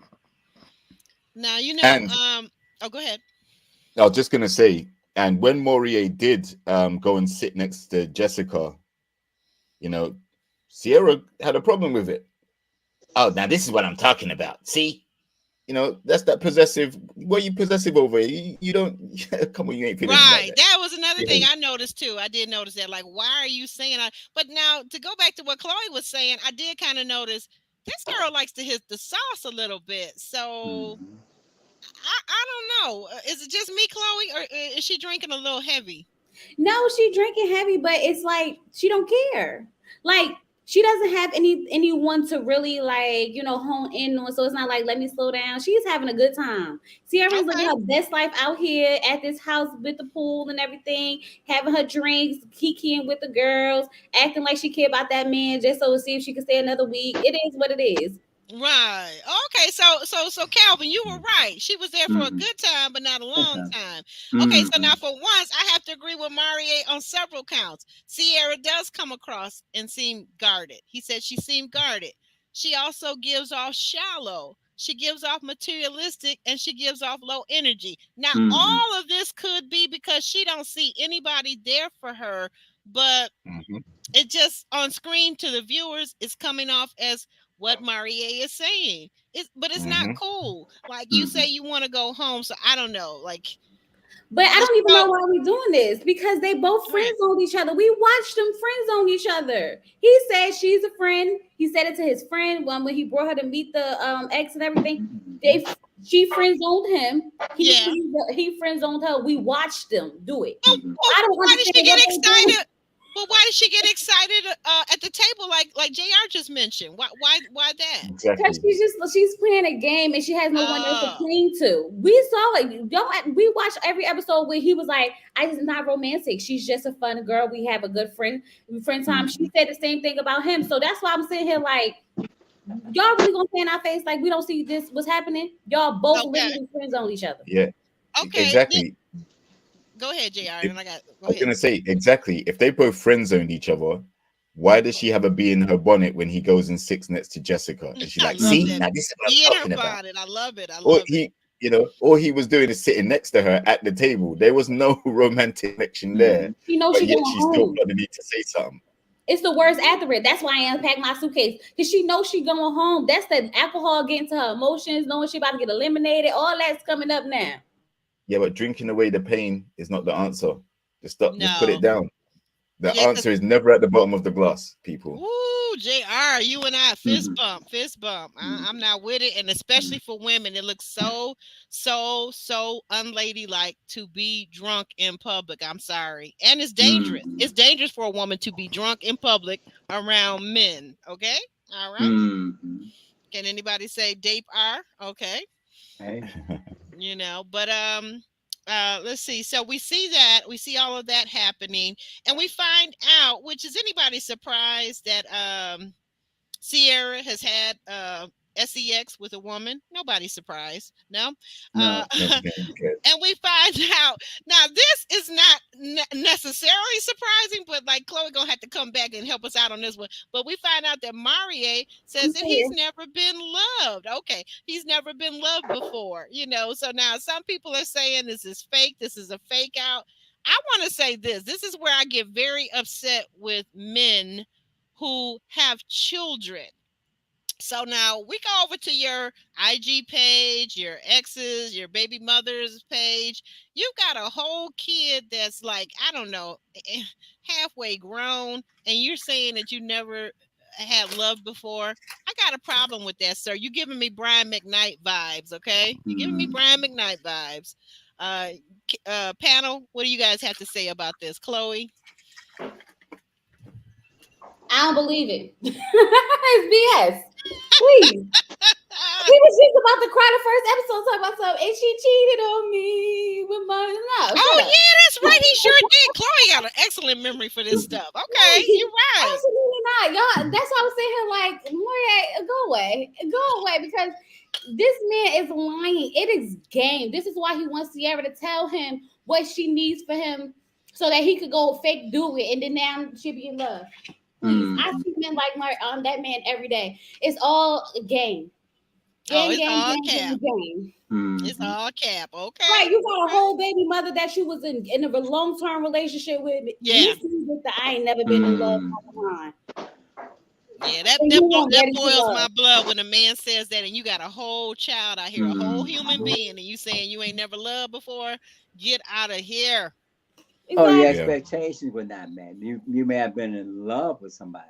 You may have been in lust. It means saying that he could have had intercourse and created the child without any love being formed. But then that shows me that there's a deficiency somewhere inside of you. I'm sorry. You don't get to be 40 and say that you never had love. In my world, you're deficient, and that's something that involves you. You need to go see a therapist and sit down on somebody's couch and work through that stuff if you're really telling the truth. Right. And we said that, like, I think me and you both said that early on, like probably episode 1 or episode 2, right? Like he didn't seem in control of his emotions. But yeah, like just because he has a child, unfortunately, most children do not come from loving family environments these days. A lot of them come from one night stands, hookups, relationships that didn't go anywhere. I think also we have to differentiate the love of a child, which is going to be unconditional because it's your own child, like with relationship / marriage type love. And if he hasn't been married before, he hasn't had a serious, meaningful relationship where he felt like he was loved. He says he's on the show to find that. I'm calling cap as well, but I think it's only because I think again it's someone saying something that I think he wants the ladies to hear. He's trying to play the violin and pull on your heartstrings. Yep. Right. I've been love. Yep. Yeah. And it worked. Because as soon as he was done with that, here goes Sierra. Oh my God, now that I know that you don't even know how to give love or never been loved, I have to pour into you now. I have to show you more. Nah, I ain't buying it. He did exactly what manipulators do. Went from trying to pursue her to now she's pursuing him. Absolutely not. But unfortunately, there are quite a few manipulators on this season. It looks like, if you're trying to stay to the end and you're playing all the games and doing all these different things, you're trying to manipulate people to achieve an outcome, which isn't what the purpose of the show is. You're meant to actually try and put the time in, the energy into finding a love match, a connection that you can actually have a relationship with. Anything less than that is you're manipulating the audience, you're manipulating the castmates, you're even manipulating yourself, playing Jedi mind tricks. Now in my notes, we come to at this point, and I know we've kind of touched on it a little bit, but let's kind of try to go in a little bit deeper and see what we see here, what we really see. I mean, like, to me, there's the superficial and then there's the deeper level. Let's try just to go a little bit deeper and unpack. So as they're doing this game and they're talking and they get to talking about gender roles and who believes in them, and then we got this whole thing with Chris says women aren't equal to men, that women shouldn't pay bills. And what I want to ask in that moment to Chris, what about the single women? Because single women all around the world and plenty of married ones are paying bills. So I want to know, what is your program? What financial aid do you have for single women to not pay bills? Because as soon as you let me know the address, the email address, the website, I want to apply for this program where I don't have to pay any bills. So then we see Kat and Janelle as they're talking about gender roles, and this is where as a believer, am having a lot of problems. Bear with me now. You can get mad, whatever, but just bear with me. This is just my opinion. Janelle is talking, she gets into some biblical stuff, and she's talking about we are here as women, as helpmates, that God created us as helpmates. We have to bear all this weight. We have to bear equal weight. I'm not really sure where she's going with that. I don't really understand that portion of it. And then, there's this back and forth because Kat is trying to talk and she's saying that Janelle is misrepresenting something that Kat has said.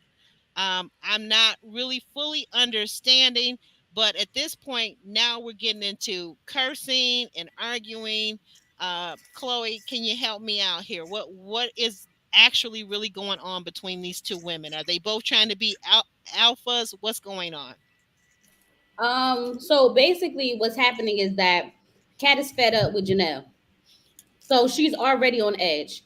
So Okay. when Kat says that she's not, can I interrupt you for just a second? Why is Kat fed up with Janelle? Why?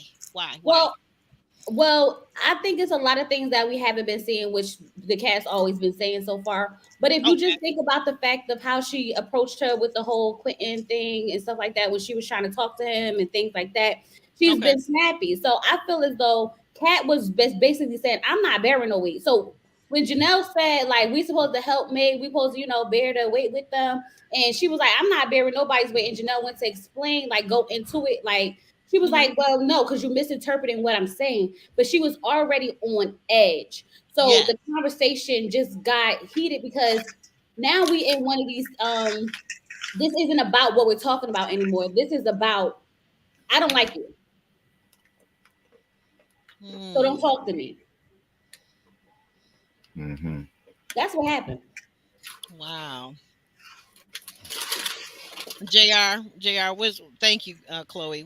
What's your interpretation of what's really going on? Because we hear what they're saying, but obviously, as Chloe is pointing out, there's a lot more going on, and it's underneath the surface. It's not really that. Just like a fight between a couple, is rarely about what the couple is fighting about. There's some other issues going on that are unspoken. Mm-hmm. Right. Now, I think that throughout the season so far, they've had quite a few ladies' lounges. They've had interactions with each other, and it's been cordial up to a certain point. But from what I'm taking from everything I've seen on IG and some of the interviews they've done, as well as what I'm seeing on the show, I think Kat was reaching her breaking point with Janelle constantly making remarks, which again is why she said she's sick and tired of the snippety snappity, right? She's sick and tired of Janelle always taking shots or having something to say every time she says something. So it's becoming like you're deliberately targeting her now. It's becoming like you've got a problem with her. So I think Janelle was using selective Christianity, if you want to call it that, and she's basically trying to make the rationale that the boss babe, the boss chick, can do whatever she wants. Okay, cool. We live in a modern world, and that can definitely work. But the biblical reference, it goes way back before any of this modern stuff. So I think Kat was trying to say, and it wasn't just Kat, it was Sierra as well. They said, no, I'm not carrying no load, right? Because they don't want that position in their relationships. As far as they're concerned, they would rather the man carry the load and they are the helpmate. Whereas Janelle's talking about, listen, it's okay for us to carry the load because we're strong women and we do the X, Y, and Z. So they just have a different perspective. But the reason why it got so petty and petulant and so hostile is because there's already backbiting and sniping remarks being made. And it got to a point where it's like, listen, I'm not taking it no more. Like, why do you keep doing it? You obviously have a problem with me. Stop doing it. And Janelle can't stop herself, which is why Quentin had to have a word with her. Listen, you didn't have to react like that. You're calling people out their names, calling them raggedy bees and ugly bees. Right. Like, what are you doing? That was Oh yeah, here this comment right here. That was selective Christianity at its best. Yes, that Exactly. Christian thug does fit And then Janelle very well. Go ahead, the thing JR. is, what I've also seen is a lot of people saying, "Oh well, why didn't the men get up and get into stop these women bickering and saying all these things?" No, listen, it's the women's fight. The men aren't Yeah, supposed to go back and forth with the women at all, actually. And absolutely. Quentin did the right thing by pulling Janelle to the side and saying Yeah, to her, expressing his disappointment in what he saw, which is probably the first time he's seen it because all of her behavior has been confined to the ladies' lounge prior to yes, this. He yes, hadn't that's had an correct. outburst in a group setting. You're So, correct in that. And that's an excellent point because I think as viewers we forget where we've seen certain behavior. We've only seen Janelle's mean girl behavior in the ladies' lounge, so no men were present outside of Uncle, nephew, cousin Tommy, right? exactly. So Quentin was not present to see this and to stand in and say. And then what the one thing about it was Quentin. So basically, Katerina removed herself as this argument seemed to progress. Okay, and get Mhm. out of hand. She And so removed did Maury. herself. Right, she did. She removed herself, and then Quentin pulled Janelle to the side to talk to her. But I've got a feeling. I will say this: one, you can tell they're not in a deep, longer term relationship because if this is in real life and I'm having an argument, we're at a co-ed mixed group, male female thing with my significant other. And if I were ever crazy enough to lose my mind like the way Janelle did, which I'm not, but if I were, the man in my life is going to be strong enough and know me well enough that either just him placing his hand on my thigh, taking my hand in his hand, will snap me out of that. You get what I'm saying? There's ways that other couples, people that are actually couples, communicate with one another that are nonverbal. And if it got to the point where I'm so unprofessional and I'm actually having to curse, he probably would have asked me to step outside and say, "Come on, baby, let's go over here. Let's take a breath. Let's take a moment. Let's think about this." Because I just don't see myself. I don't understand a 40-year-old woman that's supposedly professional, mature, owns her own business, successful, not being able to control her emotions. I don't understand that. That's not a world I live in. But when you watch the Real Housewives and all that, that's the typical behavior they display. They have money and things, but the character is not there. So The she character is lacking, right? exactly. You're right about that. So Janelle, she's in character for who she is. And if you're Well, committing it, but I think one of the things, not to interrupt you just for just a half a second, Calvin, those of us that have been following Ready to Love for many seasons and now many years, we're seeing that this is off brand. And what we're saying is, and correct me if I'm wrong, Chloe over there and JR, we don't want to see this. This is not what we want to see the show devolve into. It's going downhill that's very right. fast. That's And what we, it Right. we is. don't like it. We don't like it. We want to see black love, black Mhm. excellence. We want to see Mhm. connections. And if not connections, you know what? Maybe we're not connected romantically. Maybe we can be friends. And who knows, through that friendship and that networking, your best buddy might be my man, might be my That's husband. right. You see That's what I'm right. saying? But if I'm sitting up here devolving myself to where I'm cursing out another woman, I'm calling her all kind of bees, ugly bees. You too dark, you too light, you too this, you too that. I mean, like, Raggedy.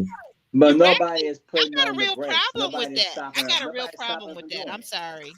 She's been doing it throughout this. Mhm. This is other episode. She's done the same, some variation of it, and she's been allowed to stay. So we have to hold not just the participants accountable, but somebody else should be held accountable. You know, Yeah, the producers and the editors, produce. because this is the problem.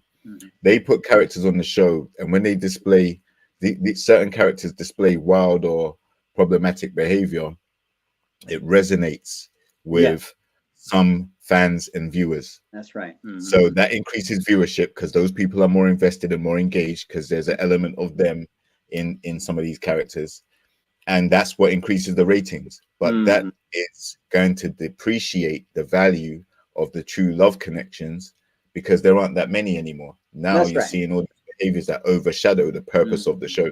And But that's where the problem is. that's what I'm saying. If it's Mhm. like this now, what are the two next shows going to tell? We're in a rapid descent unless it's reversed. I feel like this season has like all the season dramas from every season put in one. We normally get some type of drama, right? And that's okay because that's reality TV. You have to have something for Well, right, people to stay absolutely. tuned. But if you think about like production to me was going to push it this year, okay? Mm-hmm. And they was going to push it to see how far they could go to the fact that they kept Habibi knowing he should have went home immediately. Mm-hmm. Okay, they actually eliminated him. How many times have people had to get like Tommy tell them like, oh, or they self eliminate, on their own, allegedly, or what do you know? They always make it as big thing like I need to go work on myself, so I'm going to leave the process, or things like that. They were going to push it this season. Mostly every episode has been very high volume like drama to the point Mm-hmm. where like Tequila was about to fight Janelle, and then Janelle and Kat going back and forth. Like it hasn't been. It's like they took all the little pieces of drama. We used to like remember like Camille was like do it and I'll punch you in. Cornelius. Remember everyone always has a little snippy, like something smart to say, a little argument in the season that we be waiting Right. for. But this is like constant. It's not like a breakup of the drama. The drama is like almost every episode. So I feel Yeah. like it's the casting. I think that they're looking for people who are going to bring the theatrics because they know that we watch the most when the theatrics are on. Everybody will watch the season, but as soon as this, like, the regular episodes, everybody's like, oh my God, this episode was so boring. But as soon as somebody in somebody's face, everybody's like, oh my God, did you see the episode? We got to talk about this. So they know what they're doing because, like you said, if they don't have anything for us to talk about and it's just pure love, then at the end of the day, the ratings are going to drop because as much as we say, yeah, we want love, we also are intrigued by a little bit of this drama. Oh yeah. Yeah, but you said the operative word, a little bit. Yeah. When it's overshadowed with the amount of connections we have, it's too much, it's too far. Like we like the little bits and pieces, but they overdoing it now. That's what I mean. Like they're pushing it to the fact, like, why would y'all let Habibi stay knowing that he sexually assaulted that girl? Mm-hmm. You know what I'm saying? Like it's just Chloe, we on YouTube. Oh, essay that girl. Like it's just certain things that you have to be like, you just have to see how production is moving. They're moving very, very sloppy on purpose. But don't compromise the integrity. If it's ready to love, it's ready to love. Anything else is not love. I don't think they care. I don't think they care no more. Listen, So it's a ratings game over substance, then, huh? Exactly. The facts are is that, like you said, Chloe, there is an element of all of that, but you cannot have a situation where you have a lady say, all these women are ugly, all of these raggedy bees. Like that's beyond. That's not like they could have edited that out, or chastised her in some way, and taken her off or taken her to the side and said, "Listen, if you ever say anything like that again, you're out." Right. But by keeping her there, it's kind of condoning it, and people who have a snarky attitude like she does, who resonate with that type of behavior, will feel like, yeah, you told them, Janelle, don't take none of that, and it riles people up, it triggers people and gets them emotionally invested. But that's not what we're here for. It's not ready to rage. It's ready to love, right? So I think it's a combination of things. I think the production, the editing, and also I will give some grace to them because they don't know how combustible these 10 different elements and personalities are until they get in a room with each other and they spend time around each other. You don't know who's going to say or do what. But we're in an era where we accentuate the concept of Black Lives Matter, but shouldn't Black love matter? Black love matters. And I think there's a little bit of interest in my part as to the producers being non-blacks, why they allow certain things to slide through.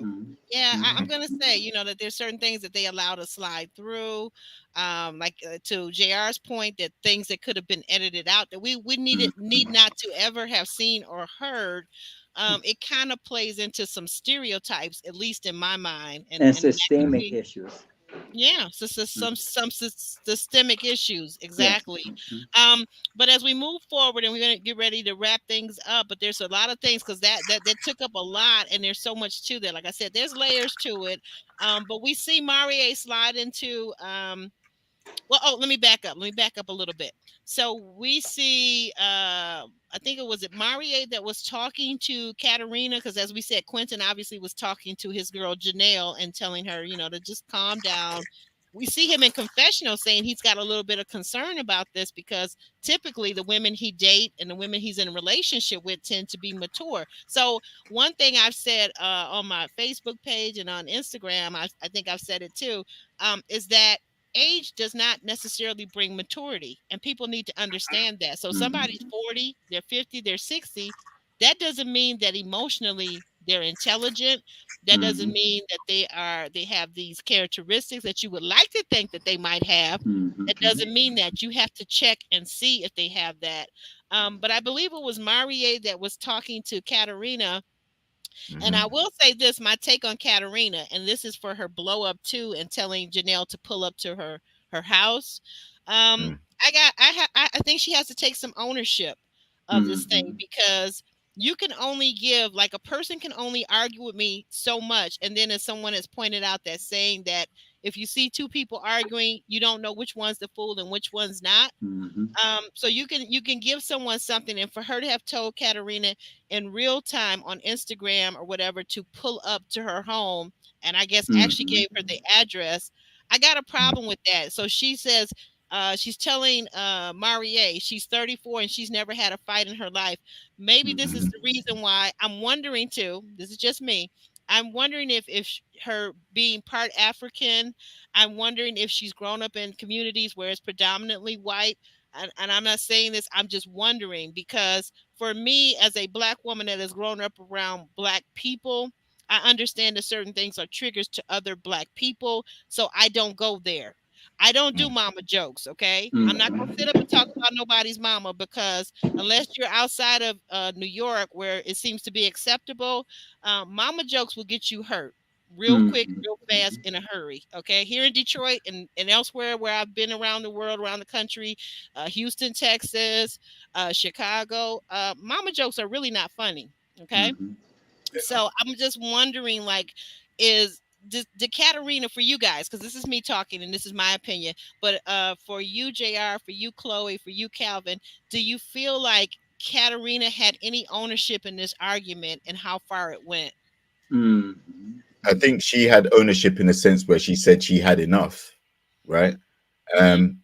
But listen, she said it herself. She's 34. She's never had a fight before. You know why she's never had a fight? Because she's been busy getting them degrees and going out and working and establishing her career as a nurse. I believe that. She got better things to do with her time.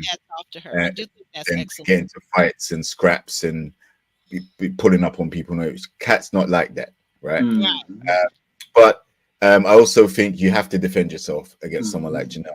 If you allow her to keep trying to haze you and bully you and take shots at you, eventually you have to say something. Otherwise, she's going to keep on doing it because she has no reason to stop.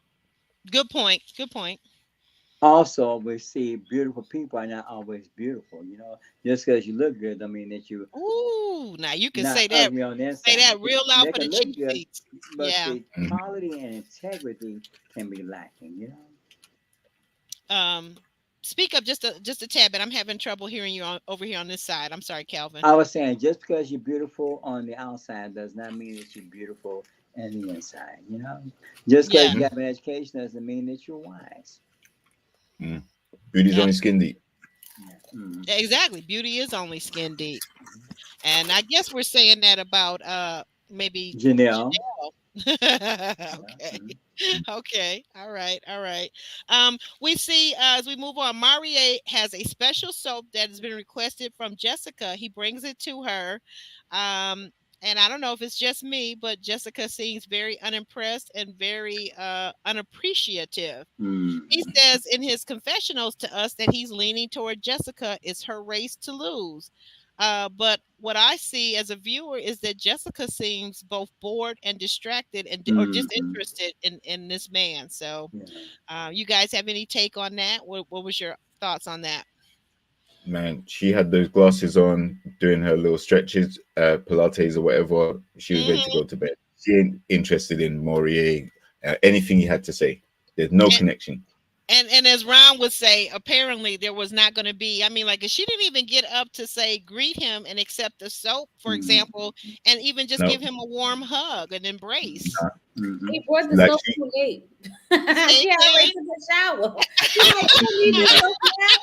Why you beat that soap?" Well, you know what? Wait a minute. So do we get into the part where, because she asked him what time does he get up, and he says basically he gets up at 12 noon. 12 noon. And she was like, oh, that's interesting. She was like, nah, that's not going to work. 'cause- We don't. Most corporate people, and even entrepreneurs, oftentimes that are grinding, they're not generally getting up at 12 noon. But I'm not saying everybody, because there's some creative people, they can get up whenever they want. They might be millionaires and billionaires, okay? But that was very unimpressive to her. Did anybody else get that sense too? Yeah, she was very, that was she. I wouldn't say disgusted, but you could tell she didn't even want to come up out of her stretch. Yeah, and that's what I'm saying. She didn't even want to give him an embrace. What I was saying, Jr. You noticed that too, huh? Yeah. Mm-hmm. Ooh, wow! Like, what is going on with these people this season? They really not feeling each other. Nope. Nope. So we see that, and then Phil and Eris continue to bond over him giving her foot rubs. And once again, I bring up the word acts of service. People, pay attention. Acts of service if you're dating, and even if you're in a friendship, acts of service for some people are their love language, and it matters. Kat chats up Chris. They talk about the Hunter games with the kids. He says you don't have to have one, you can borrow one. We note that both of them have ties to Africa. And then Chris begins to talk about the collective, something my pastor at Mayflower Church talks about quite often, about that we as Africans and people of the African diaspora, we come from a culture that is instilled in us, the collective. When you hear the expression, it takes a village to raise a child, that is an African proverb. I was once with a Jewish lady, and because I think some of us know that Hillary Clinton years ago in the 90s wrote a book called It Takes a Village to Raise a Child. And this Jewish lady was saying, I said, well, I'm very familiar with that expression. She said, really? She said, how so? I said, well, it's an African proverb. So, of course, I'm familiar with it. Hello, African over here, African of the diaspora, okay? So, anyway, when Chris talked about, I was very impressed when he talked about the fact that they don't need life insurance in Africa because the people in his community, they put enough money together to send for he and his siblings to go back to Africa to bury his mom next to his father there in Nigeria. What were your thoughts about this? Well, we are a hard drive. We are communal people. The problem that our community has been challenged immensely affects us on many levels, and that's probably what's happening with the young people. We dropped the ball with them, So they're looking for love without really understanding what love is, because they have the fringe benefits and friends with benefits, but do they have a nurturing, kind, compassion people that they deal with, or is it just for convenience? What we have to do is get more in tune with ourselves, and we are communal people, because that's what affects us in the totality of our existence. And plus, I think over in Africa, they still have tribes. So a lot of them are all still connected. When you start thinking about Americans, like a lot of us disconnect like immediately once we get grown and we start having our own families. Like we don't stick together. Even like a lot of like different cultures, they live in the same house together for years and stuff like that.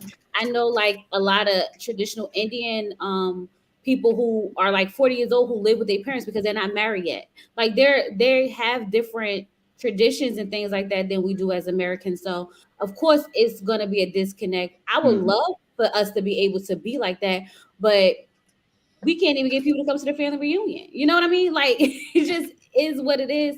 to a certain extent. Like Mm. it sounds great, and plus to marry people in America is very, very expensive. Mhm. And I don't know how much it may cost over there, but I'm pretty sure it's not the equivalent. Mhm. Mhm. Okay, that's a good point. And then we like you said, we recognize.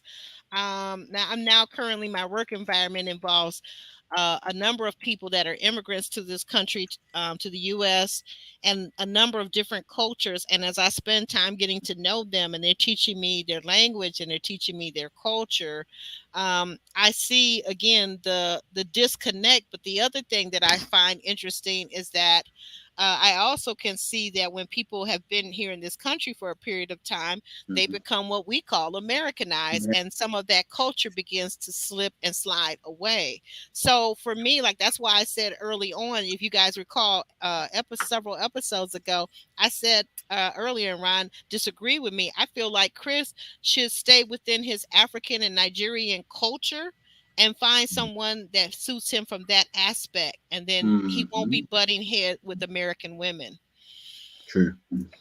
But if he likes American women, he has to be more conscientious about the women that he get attached to. You know, no different than any man. If, but the need for us to be more community minded, the benefits of the social media is that you can promote that more than the other stuff that's being promoted. You know, you have options that we can utilize to enhance our conditions because the dialogue is what's going to change. People want more, but they don't really know how to go about getting it. But we have to expose them to information that's practical, how to weave this into the fabric of our existence, you know. Because we can Yeah. change, but it takes a different discussion, a different perspective on that. That's why this show can be so important. Like I said, we talk about Black Lives Matter, but Black love matters too, and it should. Black love We does shouldn't matter. compromise it. And JR would agree with you, wouldn't you, JR? Yes. Of course, 100%. And I think, you're right. In theory, the type of lady that Chris seems to be looking for is exactly a lady that would be from his culture. But he's already said that he had that opportunity and he didn't want it. He turned it down. He wanted to find his own bride. So, Well, he okay, and not to interrupt you, I'm about to call you Chris, but not to interrupt you, JR. But mhm. yeah, he turned it down, the arranged marriage. But I guess what Yeah. I'm saying is, why not do your own looking within your culture? Because clearly this isn't the first time that he's run into this. And then here's the thing: he had a girl who apparently, I don't know, but I'm guessing because I heard no accent and I saw no resemblance to necessarily directly an African tribe or Nigerian tribe. Mhm. The young woman he brought on as his ex said that she was in servitude and submission to him for years, and yet he chose not to marry her. He has a whole child out there. He chose not to marry that woman. So at what point do Oh, you yeah. find this perfect person that you are looking for? Yeah, Oh, no, I agree 100%. You hit the nail on the head. For me, it seems like Chris doesn't even know what he wants right. Hold because, like yourself. you said, he had the arranged marriage situation with someone from his culture. He didn't want that. He has a Right. child with a lady already. That didn't work out. May have been his fault or her fault. We don't know, but it's not there anymore. The ex that he came onto the show with, that seemed to match the best of both worlds. A Yes. lady who's African American who also has the qualities of submission that he's looking for from a lady from his own Yes. culture. She had a perfect combination of that, and it still didn't work, right? Right. There you So, go. at the end of the day, whatever he's looking for, it seems as if his remit is so rigid that it's costing him relationships because Mhm. he probably is living in a bit of delusion or delulu, as they say. Like he's just not able to. He's just not able to enjoy what he has when he has it. He don't want none Yes. of it. And that to me is the dilemma of modern dating. That goes for both sides, men and women. Oftentimes, because people are able to connect so casually, so Yes. Yes. easily, they Mhm. swipe left, they swipe Mhm. right, and they Mhm. don't look at the person that is in front of them as an actual human being. Hmm. Because you have friends with benefits so much, so you don't see the benefits of having a commitment. Ooh, say that louder one more time, Kelvin. You have friends with benefits, so you don't see the benefit of having a commitment. It's you have what you need without having a commitment. Mm. Ooh, got your And whole children, got your legacy, got children out of wedlock, and you don't need. Well, who needs a wife? Who needs a husband? and then with the commitment, there can be challenges that you don't feel you have to put up with. Mhm. So you Mm. can have everything that you want, but as you get, these are relatively young people, so maybe they haven't come into a clear understanding of who they really are. That seems to Well, be I'm so trying to. pervasive.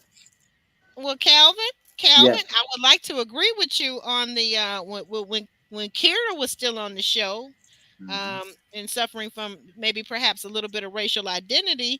I would agree with you about the young ones, but at the ones I'm looking at are over 35. They're some of them are 40. I'm not seeing them Mhm. as being so young because if we're sent here to create, to procreate, that we know that women definitely have a time limit on that. So I'm not seeing them as so young, but I'm going to push forward. Um, and I'm going to get to this, and then I've got just a couple of points to get to. Like I said, I ran out of room to do notes, so I had to do this kind of somewhere else. So let me get to this. So guys, we're at the step workout with Lee, and Lee is in her element. She is grinding. She is grinding. She is sweating, and she is looking beautiful as she sweats. And the others are perspiring too. But what I noticed in the corner over there, Miss Janelle has her arms crossed. What's up with that? She couldn't do Uh, it. She could not do it. She could not do it. yeah. She's not in the physical fitness, but Quentin and Lee is. So Quentin looking at Lee, well, maybe I like Janelle, but I really like this aspect of Lee. And Mm-hmm. Janelle is pushed to the side. Mm. Exactly. And That's then my kind of what I was alluding to earlier as well, Calvin. yeah. Mhm. JR, I definitely see as that. someone that works out and trains other people, can you give us your thoughts on this scene? Right. In the fitness community, there is a saying or an adage that couples who train together stay together. So that may be an aspect of it. Like, but you know, the problem is, I think with Quentin and Lee is Lee has said she typically doesn't date guys in her industry, but Ah, she was yes. willing to give Quentin a chance. Quentin, Mhm. having seen what he's seen from Janelle, yes, there's a connection. Yes, it's physical. Yes, she's very attractive to him and whatnot. But I think Lee stepped up in his estimation because he'd already seen her or written her off as kind of boring. Went on that friend date, he was making a few statements to say, "Oh well, you ain't really got much to show in terms of excitement, so maybe we're not a match." But seeing her on this step workout, he Mhm. looked like he had fun. He looked like he was paying a lot of attention, and that could be one of the reasons why Janelle had her arms folded, because she Mhm. knew that this is something that Lee's gonna excel at. She's not, so she's like, "Oh, so you're gonna stand there and watch Lee take you through this class and participate? Okay, well, I'll sit this one out." Mhm. She had her phone out as well. And it wasn't just Janelle, Sierra sat down as well. But, Mhm. at the end of the day, this is something that Quentin's going to find, enjoyment in, because he's a workout guy. He's clearly in shape. So doing something like this and having a lady that has that in common, you know, I think that went a long way to kind of turn his perspective, or Mhm. his attitude towards Lee, in a slightly better position. And Janelle's not going to like that, which is why I think she made some comments to Lee about, hands off, or what you doing around my man as well. Mhm. Ooh, okay, okay. Yeah, that I just didn't understand the crossed arm part because I can understand like right now, I was just telling someone I used to run. I mean, I participated and won in 5Ks, 10Ks. I did yoga. And then about 3 years ago, I had, something happened and I'm still working my way back to that. Okay. I'm still working my way back to that. So I get it. But the crossed arm reminded me of a 6 year old. I'm sorry. It Mhm. just, Throwing a that, that, strong. that, yeah, that body language with the crossed arm was like a no, I'm just not going to do this. And yeah, I see that Sierra, they kind of Yeah. had a seat, they couldn't handle it, but it just the crossed arm for me was like a no. That's like Mhm. you're being very selfish. This lady has put this forward. I'm sure any trainer or anybody that does physical fitness, they usually say if you cannot keep up, just walk in place or something to that nature. Yeah, Correct? Yeah. exactly. Do you? Exactly. Do you? Do And you? plus, Right. she knows that Quentin was right there, so she knows that he's checking her out. She's has the stamina. She's doing her thing. Like she Mhm. knows that in that area she can't compete. And Lee But it Exactly. knows that wasn't. too. But Chloe, was it really about competing or just being a good sport and just trying? Like Taking part. Should have some been a good things you sport. can't do No. well, I but think just it's try. a mixture of both because if I'm Lee, right, and I'm a trainer, that's cool. But if we doing this on, Ready to Love, that's my Mhm. little boo over there. I want him to see me in my little jogger pants going up and down, and we both training. See, I'm fit. See what I'm working with. Like this, also her chance to show him a different side of herself as well. So. But of course, we're not gonna have a private step class. Let's invite everybody, in the mix, which is cool. And Janelle probably didn't really want to do it. She doesn't strike me as like the person that's big on like working out and all that stuff. So cool, that's all right. She did what she did, and she stopped. But when she realized, like, oh, this ain't really what it is, it's something else. And I know Lee was one that man look at her booty go up and down them daggone steps. Okay. And she does have a nice cliche, That's a what I'm saying, nice because derriere, as the French would call it. Because when she walked out that room the other episode, when Tommy kept noticing her leg and they made her be last walking out the room, they did that for a very specific reason, okay? right. And Lee, the reason Lee feels like Quentin can't be attracted to both of them is because Lee feels as though she They're too different. physically looks better than Janelle. So Yeah. therefore, she's using that to her advantage because that's what Yep. she has to do at this Exactly. moment to win him over. I don't think I saw. And Janelle peep game. It is what it is. It's ain't much she can do about it because we all here. It's not a private session. So hey, Exactly. And I'll just say as But if he well, wants to, go after her. Janelle's confessional, she actually said, listen, I don't want to do this. I don't want to be here. Why are we even doing this? Right? That's how petulant she was. And Yeah, that's my it wouldn't that's my problem exactly. with the petulance. Even if you say I just can't do it, whatever maybe I got asthma, I don't know. But you do it with some grace. That was what I was alluding to. Exactly. But you're a bully, but you're easily intimidated. That's Exactly. that's it as well. Exactly, Calvin. Say that again, Calvin. She's a bully, but she's easily intimidated. Exactly. So, and you see that sometimes the most hostile, aggressive person is the most fragile when you say anything or do anything back to them, right? But Janelle could have taken the opportunity to get To learn. involved, and that may have allowed Quentin to say, okay, well, you know what, at least you're willing to put in some effort. That because was what I was looking for. I tell you what Quentin should look out for from this particular scene is that because he's a fitness and workout guy, Janelle clearly isn't interested in that type of stuff or doesn't prioritize it as highly. There may come points in time where she may object to him going out and working out or doing things at the expense of spending time with her. With that in mind, is the relationship sustainable beyond this moment? He should look at her more so. Okay, she's controlling. She's easily intimidated. She's territorial. Is she good? Exactamundo. Right. And so, guys, as we move forward, we just got a couple more points to cover and we're out of here. So we get to the elimination part. Uncle Nephew Tommy is there. He hands the mic over to Marie, and Marie stands in his greatness and says, Jessica, would you come forward? Sierra, would you come forward?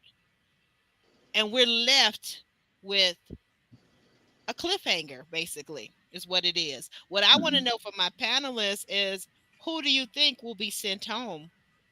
Jessica. One vote for Jessica. Chloe, what are you thinking over there? it better be Sierra. I meant to say correction. I meant to say Sierra. Please forgive me. Okay, yeah, I meant to say Sierra. Oh, okay. So Correction. two votes for Sierra. I stand corrected, Sierra. Okay. I would say I would love to see a double elimination, but I think for drama purposes, as they seem to focus on, they get rid of Sierra and keep Jessica just to add some more spice venom going forwards, so she gets the chance to eliminate Chris next time. Ooh, and that maybe that's where, yes.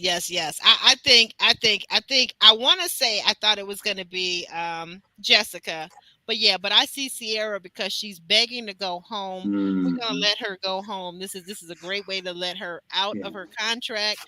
Let her go home. Let her luxuriate with her Birkin bags next to her, and all is well. All is well in the world, in the universe.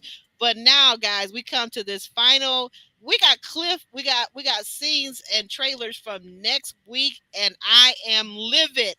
Who in the heck? Well, I'm gonna say that for last because we see first of all we see Quentin, and this time who is it? Is it Lee that is fishing and trying to get Quentin to help her with the rod? Did I see that correctly, guys? Yeah, you saw that right. Okay, so and then we see, of course, mother Janelle is like, what's going on? What y'all doing over there? So she's once again intruding and being very intrusive and very overly protective of a grown man, which is not necessary. We see, but the part that I'm upset about, Chris is cursing somebody the F out. Like, what in the world? I thought from seeing the scene and playing it over, I said, wait a minute, he's got to be cursing another guy. And then I thought about that and I said, no, Chris doesn't strike me as the kind of guy that has enough physical testosterone or fortitude to curse out another man, because I think another man will probably whoop his A. But he's cursing somebody out, and he doesn't give a F about you. You don't understand him. F you. And I'm like, wait a minute. I know he's not talking to a woman, a lady in this scene. What do you guys? What do you guys make of this? Okay, since you opened your mouth, JR. What do you think? Is he talking to a woman, and which woman is he talking to? He sure was talking to a woman, and how do we know? What makes you think that? Because it looks like an elimination date. It looks like he's been in the bottom two, and he's sitting down in a setting where he.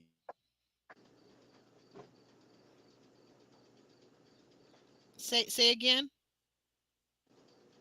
JR, I think you got your mute on or your mic went out. Hello? It looks like it's either going to be Jessica or Janelle. And I say that because Janelle, in the same clip, was sitting down grilling the men as to why they didn't object to Jessica being called combative. Yes. Right? So if it's Janelle that's sitting across from him, I think she's going to go in on him, and he's going to say, what we heard. I'm not sure that Jessica would bring that level of hostility to a conversation with him. They're not connected anymore. They have no connections. So I'm not sure how Jessica would trigger him in that way. But Janelle, I could potentially see it happening. It seemed like something personal. Maybe Katarina. Maybe. Somebody disappointed him. Maybe. Not just anybody. But no, I doubt seriously that it would be Katarina. I doubt it's Katarina. Yeah. And I'll also say this as well. On the IG Live, the infamous IG Live that Janelle made, she was referring to one of the guys on the cast being at Pride events, and she was basically trying to cast some shade to say that one of the guys doesn't even date women in the first place. Wow. So I think that could be something to do with this upcoming confrontation, if it is her. Interesting.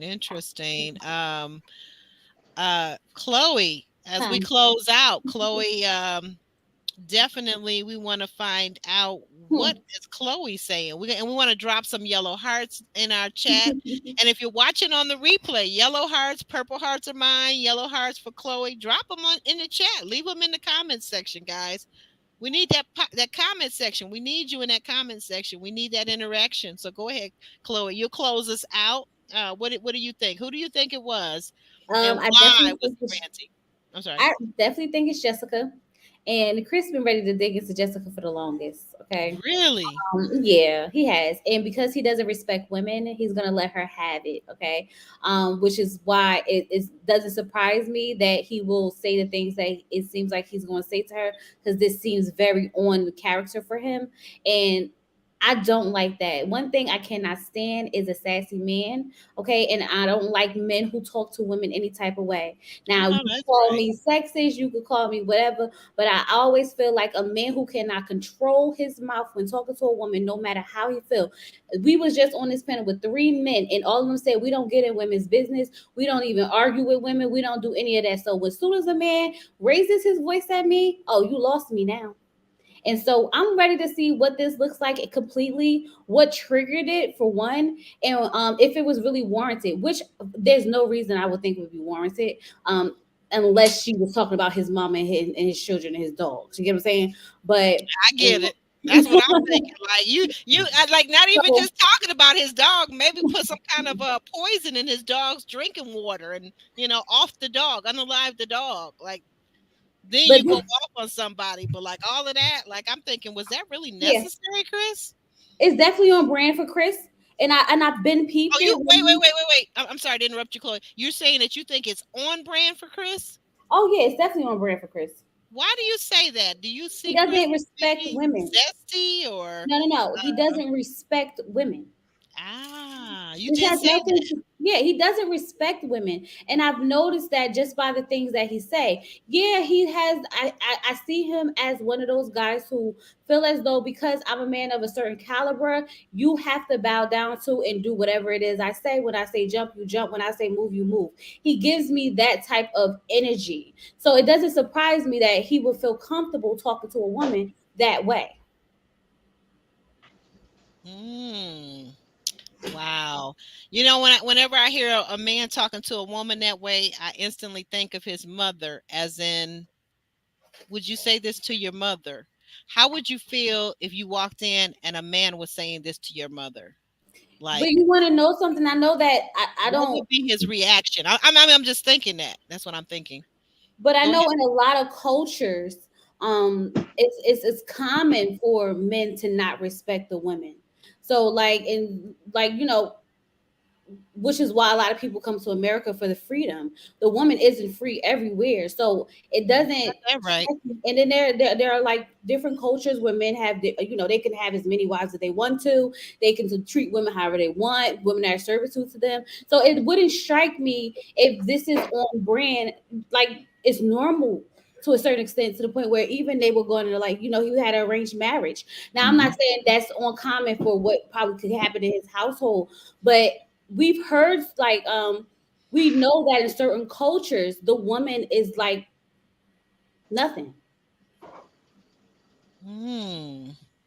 Oh, wait a minute. Babs is saying that Chris says in the next clip, I'm trying to respect you as a woman, but you don't give me any respect. She said those are his exact words in the clip from next episode. Right. But And my and problem. Oh, go ahead, and then I'll give you no, mine. I was gonna say, and that kind of supports what Chloe's saying in a way. Like Hmm. he kind of commands respect in his relationship, or like maybe in general, he expects a level of respect that you can't talk to him a certain way. And if someone's done that, then he's gonna go off, and that's what it looks like happened. Now, the only people I think would do that is potentially it's more likely Janelle, because she's very loose at the mouth and she She gets in is. her She's right. feelings and She she is will right. lash out. And that's why Quentin sat her down, as I said earlier. Jessica would surprise me if she got that disrespectful. I mean, I know she's not feeling him, but she hasn't come out and disrespected him. She said that their connection is like null and void, pretty much.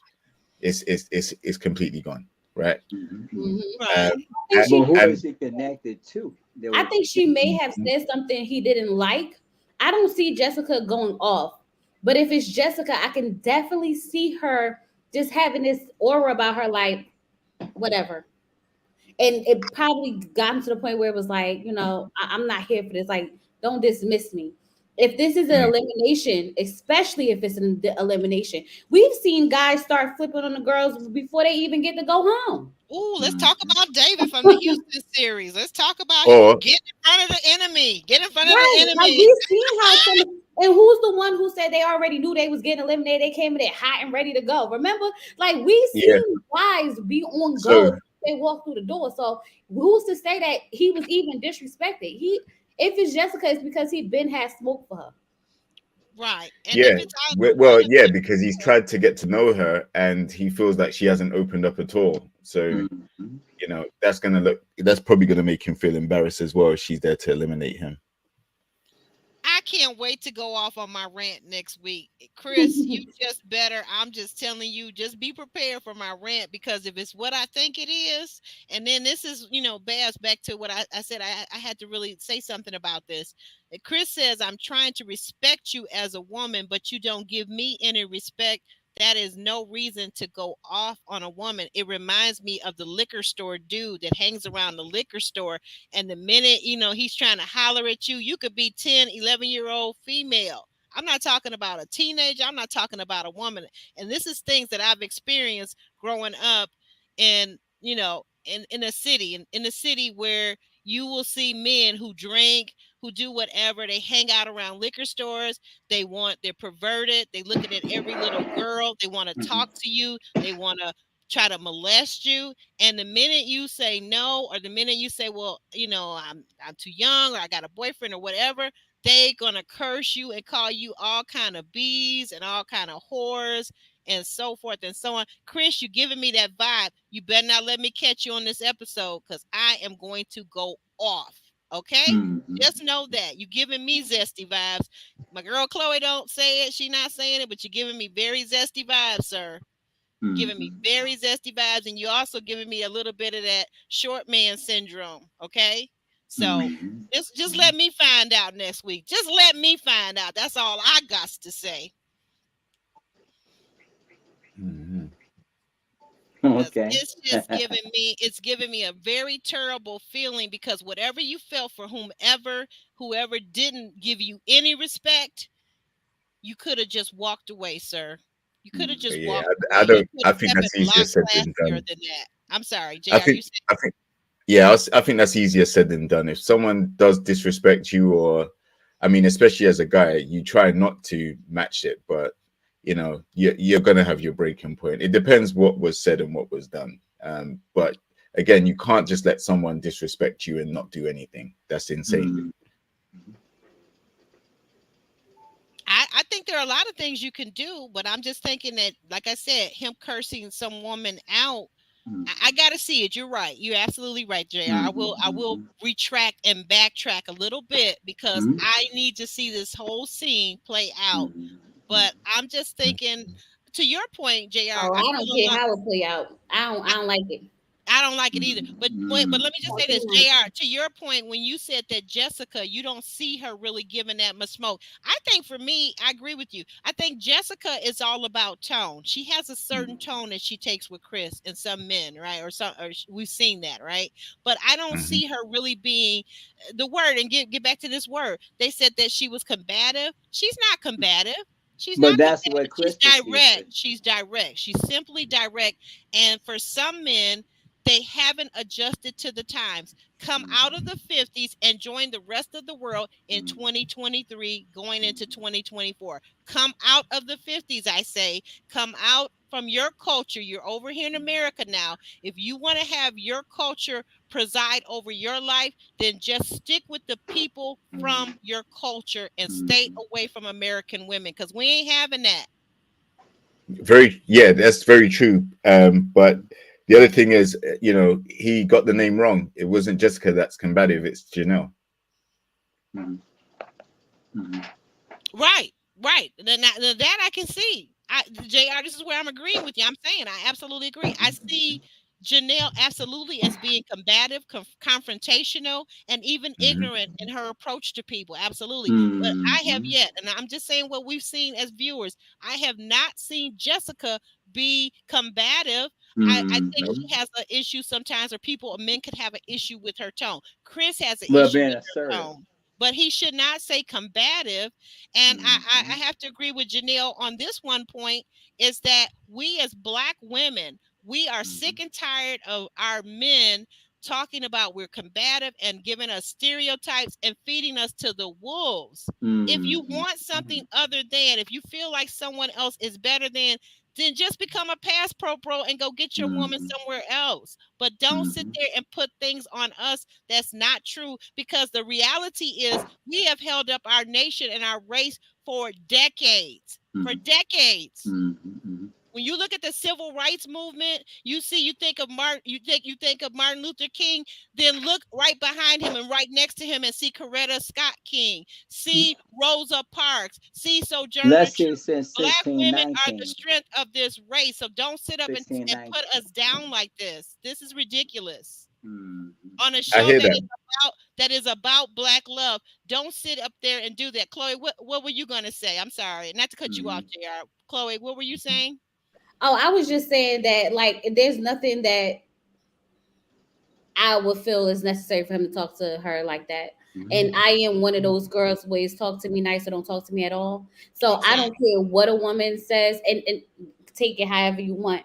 But as a man, if you don't like what's being said, walk away. That's what I'm saying. My dad always taught me, and this goes for women too. You've always got an option to walk away. Nobody entrapped you in a room with her, whomever you're speaking to. Nobody entrapped you. You say you're a leader. No, you're not. You're a coward. That's what it's coming across as. It's coming across as you're a straight up coward. And I would say this: if you ain't got nothing nice to say, then don't say it at all. So, like, there has to be some element of, listen, if you know you're going to talk trash to someone or push their buttons, you don't know how they're going to react. So like, walk away too. You can prevent the whole thing from happening by just thinking about what you're going to say. If you don't like the brother, if you don't like the dude, just walk away. You don't need to go in. And for Chris, it's a bad look, because as men, we look worse for reacting. It doesn't matter what the provocation is, doesn't matter what was said, how disrespectful it got, how distasteful it got. The moment we react, the magnifying glass is put on us. And then I'll also say, to your point about how women have supported men over the decades and stuff for the civil rights movement and all of that. But we're not in that time now. There's a lot of division in relationships. There isn't this stand by your man attitude. It's not there. Everyone's standing by themselves, and there's more single than relationships right now. So we're gonna have to do some panels after this season is over, because there's a lot. JR, I hear you. I hear what you're saying. You know what? We're not in that era, but guess what? If we got single parents, and many of them, some of them are men, guess who raising the babies? The women, the Black women. Okay, so but it's time for us to get back on better track than what we're doing. That's what we're having these shows and discussion. That Black love does matter. We cannot afford. We have too many things that we contend with now to be divided and conflictual in our marriage, in our relationship. We owe it to one another to go forward, something new and different. We're suffering because we are divided, and conflictual. Wow. Well, guys, I want to thank my panel. I'm sorry if I seem to be going off, losing my emotional control, but Chloe and I, we're agreeing on this one. I don't like to see or hear a man talking to a woman like that. No ways, no how, no sir, no sir, no sir. I don't care what you say your reason is. You haven't learned self-control, sir. And at the end of the day, you can be no one's leader if you cannot master your emotions. You can't lead anyone, because you can't even lead your darn self. I want to thank our special guest, Chloe, for being here. We all know that Chloe is expecting, so she went out of her way, above and beyond, to be here today. And she says, look, don't be calling her, don't be inboxing her, because she is not a panels girl, but she did me a special favor, because she loves her actually Aubrey, okay? All right, okay. Don't y'all get it twisted now. We got a special connection, all right, just between her and I, and then as well as the rest of our wonderful cast. JR, tell us what's going on with you, and if you have anything special coming up, would you let us know? I'm going to put your your connection up on the screen right away. Yeah, JRX TV, exercise, fitness, health, well-being. That's IG Live, JRX TV. On YouTube, TV rants, reviews about Black love. Want some insight into other people's opinions.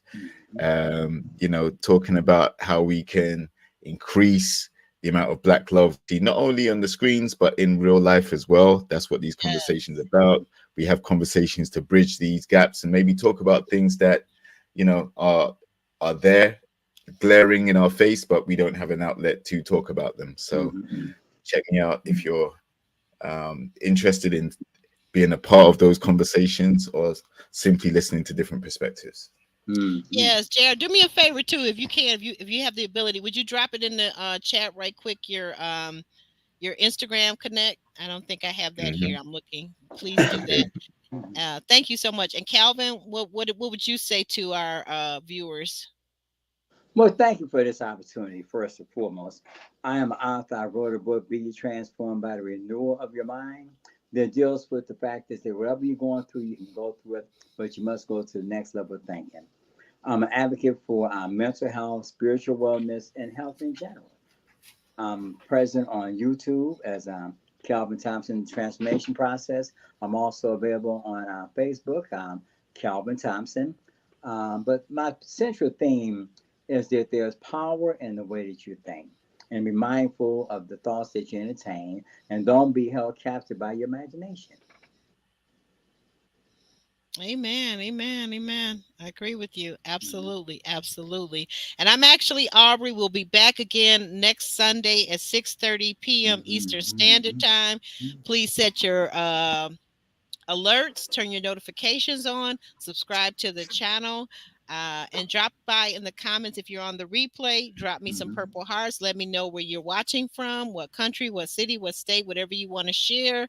And for that troll that was in my comment section earlier today, I think I addressed what you had to say about Black women. So you can just keep it pushing, because I will be blocking you from my channel. Thanks again, guys. I appreciate you so much. Can we all say bye now? Bye. Bye. Bye, Chloe.